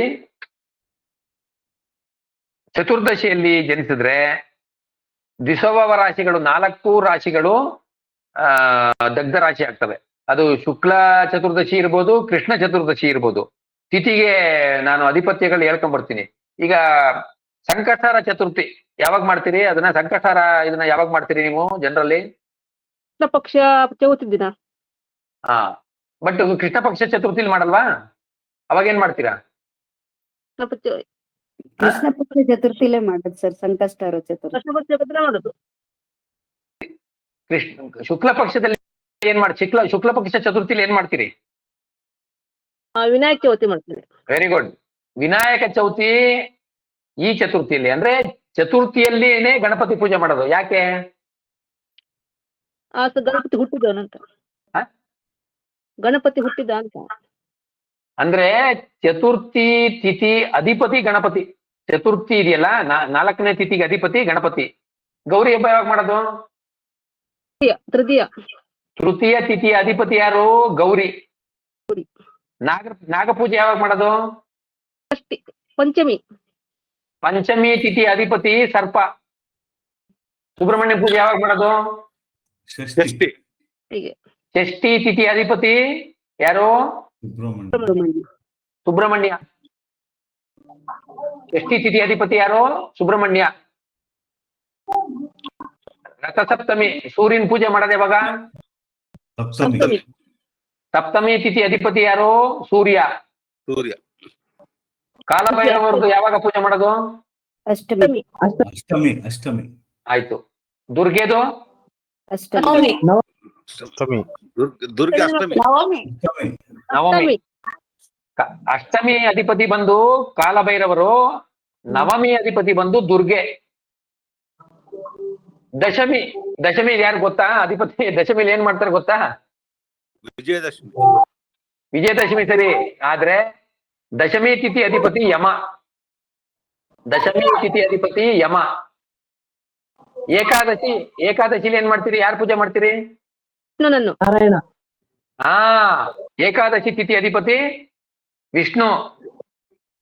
ದ್ವಾದಶಿ ಅದು ವಿಷ್ಣುನೇ, ಆದ್ರೆ ದ್ವಾದಶಿ ತಿಥಿ ಅಧಿಪತಿನೂ ವಿಷ್ಣು. ಉತ್ಥಾನ ದ್ವಾದಶಿ ಅಲ್ಲಿ ವಿಷ್ಣು ದೂಷಿತರಾಗಿರ್ತಾರೆ. ಉತ್ಥಾನ ದ್ವಾದಶಿ ತುಳಸಿ ಹಬ್ಬ ಮಾಡ್ತಿರಲ್ಲ, ಹಂಗಾಗಿ ದ್ವಾದಶಿ ಒಳ್ಳೆ ತಿಥಿ ಅಲ್ಲ. ತ್ರಯೋದಶಿ ತಿಥಿ ಏನು? ಅವತ್ತು ಏನ್ ವಿಶೇಷ? ತ್ರಯೋದಶಿ ತಿಥಿ ಪ್ರದೋಷ ಪೂಜೆ. ಪ್ರದೋಷ ಶನಿ ತ್ರಯೋದಶಿ.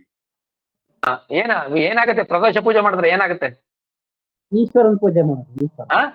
ಜೋರಾಗಿ ಹೇಳಿ ಸ್ವಲ್ಪ. ಈಶ್ವರ ಕಾರ್ಯಸಿದ್ಧಿ. ನಿಮ್ಮ ಇಷ್ಟಾರ್ಥಗಳು ನೆರವೇರ್ತವೆ. ಯಾಕೆ ಅಂದ್ರೆ ತ್ರಯೋದಶಿ ತಿಥಿ ಅಧಿಪತಿ ಕಾಮದೇವ.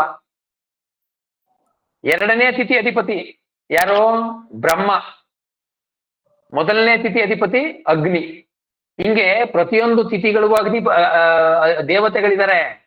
ಹಾಗಾಗಿ ಆ ತಿಥಿಗಳಲ್ಲಿ ಆ ದೇವತೆಗಳ ಪೂಜೆಗಳು ಮಾಡಿದ್ರೆ ಅವರು ಸಂಪ್ರೀತರಾಗ್ತಾರೆ. ಇದು ನಮ್ಮ ಸನಾತನ ಧರ್ಮ. ಕರೆಕ್ಟಾ?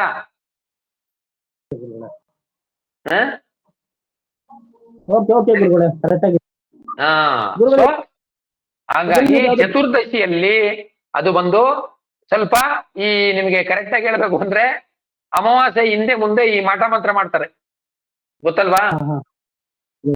ಯಾಕೆಂದ್ರೆ ಶುದ್ರ ದೇವತೆಗಳ ಅಧಿಪತಿ, ಶುದ್ರ ದೇವತೆಗಳು ಚತುರ್ದಶಿಗೆ ಅಧಿಪತಿ. ಹಂಗಾಗಿ ಅವಾಗ ಅವರು ಒಲಿತಾರೆ. ಹಂಗಾಗಿ ಆ ತಿಥಿಯಲ್ಲಿ ಜನಿಸಿದಾಗ 4 ಗ್ರಹಗಳು ದಗ್ಧ ರಾಶಿಗಳಾಗ್ತವೆ. ಶುಭ ಅಲ್ಲ. ಬರೀ 8 ಭಾವಗಳ ಕಾರಕತ್ವ ಬರ್ತದೆ. ಅದರಲ್ಲೂ ಏನಾದ್ರು ಸ್ವಲ್ಪ ಪಾಸಿಟಿವ್ ಆದ್ರೆ ಆಗುತ್ತೆ ಬಿಡಿ. ಇನ್ನೇನಾದ್ರು ಪ್ರಶ್ನೆ ಇದೆಯಾ? ಹೇಳಿ.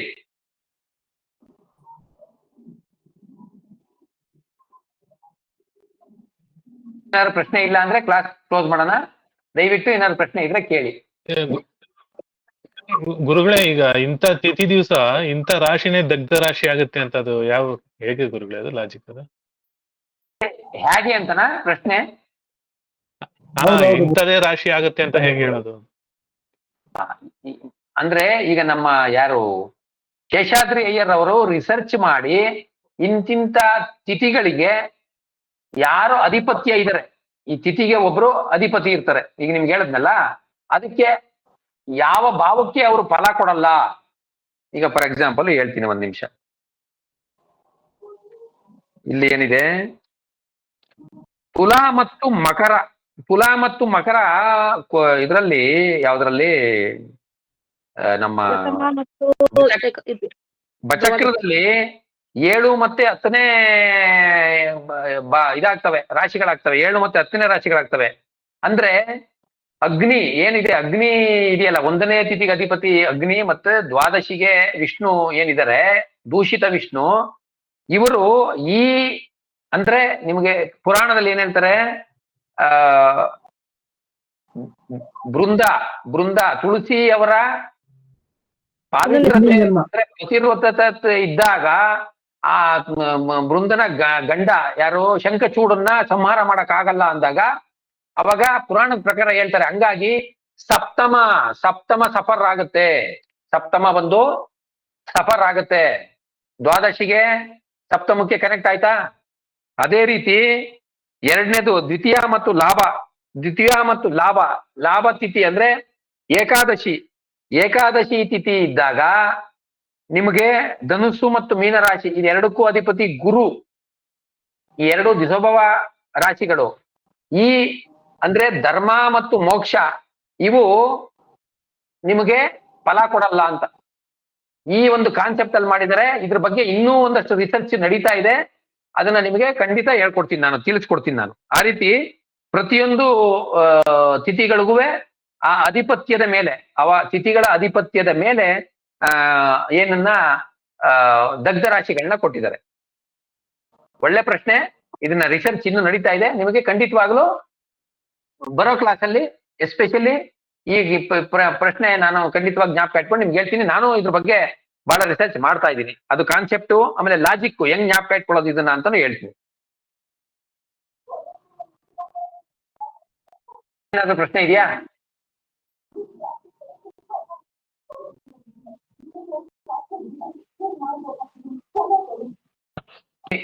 ಏನಿಲ್ಲ ಅಂದ್ರೆ ಒಂದು ಈಗ ಅವಯೋಗಿ ಜೊತೆ ಯೋಗಿ ಜೊತೆ ಬೇರೆ ಯಾವ್ದೋ ಗ್ರಹ ಇರುತ್ತೆ ಅನ್ಕೊಳ್ಳಿ.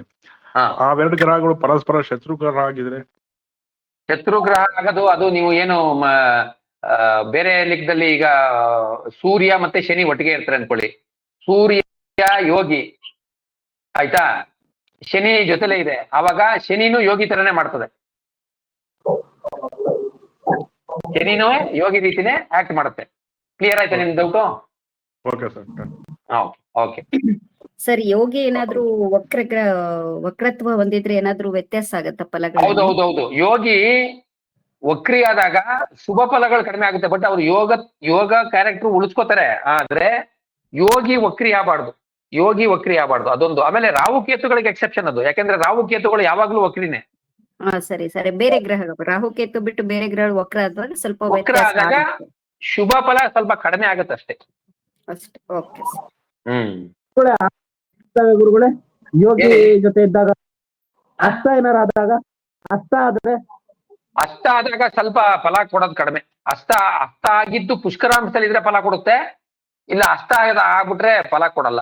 ಫಲ ಅಸ್ತಂಗತ ಎಷ್ಟು ಡಿಗ್ರಿ ಅಂದ್ರೆ 5 ಡಿಗ್ರಿ ಮೇಲಿದ್ರೆ ಫಲ ಕೊಡುತ್ತೆ. ವಿತಿನ್ 5 ಡಿಗ್ರಿ ಇಲ್ಲ ತೀರಾ 1 ಡಿಗ್ರಿ ಎಲ್ಲ ಆದ್ರೆ ಫಲ ಕೊಡಲ್ಲ. ಅಸ್ತಂಗತ ಗ್ರಹ ಯುದ್ಧಕ್ಕೆ ಒಂದೇ ಎಕ್ಸೆಪ್ಷನ್. ಯಾವುದೇ ಗ್ರಹ 5 ಡಿಗ್ರಿ ಒಳಗಡೆ ಅಸ್ತಂಗತ ಆಗಿ ಗ್ರಹ ಯುದ್ಧದಲ್ಲಿ ಸೋತಿದ್ರೆ ಆ ಗ್ರಹ ಯಾವುದೇ ವರ್ಗ ಕುಂಡಲಿ ಎಷ್ಟೇ ಚೆನ್ನಾಗಿದ್ರು ಫಲ ಕೊಡಲ್ಲ. ಎಕ್ಸೆಪ್ಟ್ ಅದು ಪುಷ್ಕರಾಂಶನಿದ್ರೆ ಫಲ ಕೊಡುತ್ತೆ. ಇದೊಂದು ರೂಲ್ ಮಾತ್ರ ಬರ್ಕೋಬಿಡಿ, ಜ್ಞಾಪಕ ಇಟ್ಕೊಳ್ಳಿ. ಗ್ರಹ ಅಸ್ತಂಗತ ಆಗಿದ್ರೆ, ಗ್ರಹ ಯುದ್ಧದಲ್ಲಿ ಸೋತಿದ್ರೆ, ಅದು ಏನೋ ಡೀಪ್ ಕಂಬಷನ್, ಒಂದು 10 ಡಿಗ್ರಿಲಿದೆ ದೂರ ಇದೆ ಅಂದ್ರೆ ಪರವಾಗಿಲ್ಲ, 5 ಡಿಗ್ರಿ ಮೇಲಿದೆ ಅಂದ್ರೂ ಪರವಾಗಿಲ್ಲ. ತೀರಾ ಅಸ್ತಂಗತ ಆಗಿದೆ ಜೊತೆಗೆ ಪುಷ್ಕರಾಂಶದಲ್ಲಿ ಇಲ್ಲ ಅಂದ್ರೆ ಆ ಗ್ರಹದ ಕಾರಕತ್ವದಲ್ಲಿ ಬಹಳ ಹುಷಾರಾಗಿರ್ಬೇಕು. ಇನ್ನೇನಾರ ಡೌಟ್ ಇದೆಯಾ? ಏನೇ ಡೌಟ್ ಇಲ್ಲ ಅಂದ್ರೆ ಇವತ್ತಿಗೆ ನಾವು ಕ್ಲಾಸ್ ಮುಗಿಸೋಣ, ಆಯ್ತಾ? ಎಲ್ಲರಿಗೂ ಶುಭವಾಗ್ಲಿ, ಭಗವಂತ ಎಲ್ಲರಿಗೂ ಒಳ್ಳೇದ್ ಮಾಡ್ಲಿ, ಆಯುರ ಆರೋಗ್ಯ ಐಶ್ವರ್ಯ ಕೊಡ್ಲಿ. Thank you very much. Thank you sir. ವಂದನೆ ಸರ್. Thank you. ನಮಸ್ಕಾರ. ಸರ್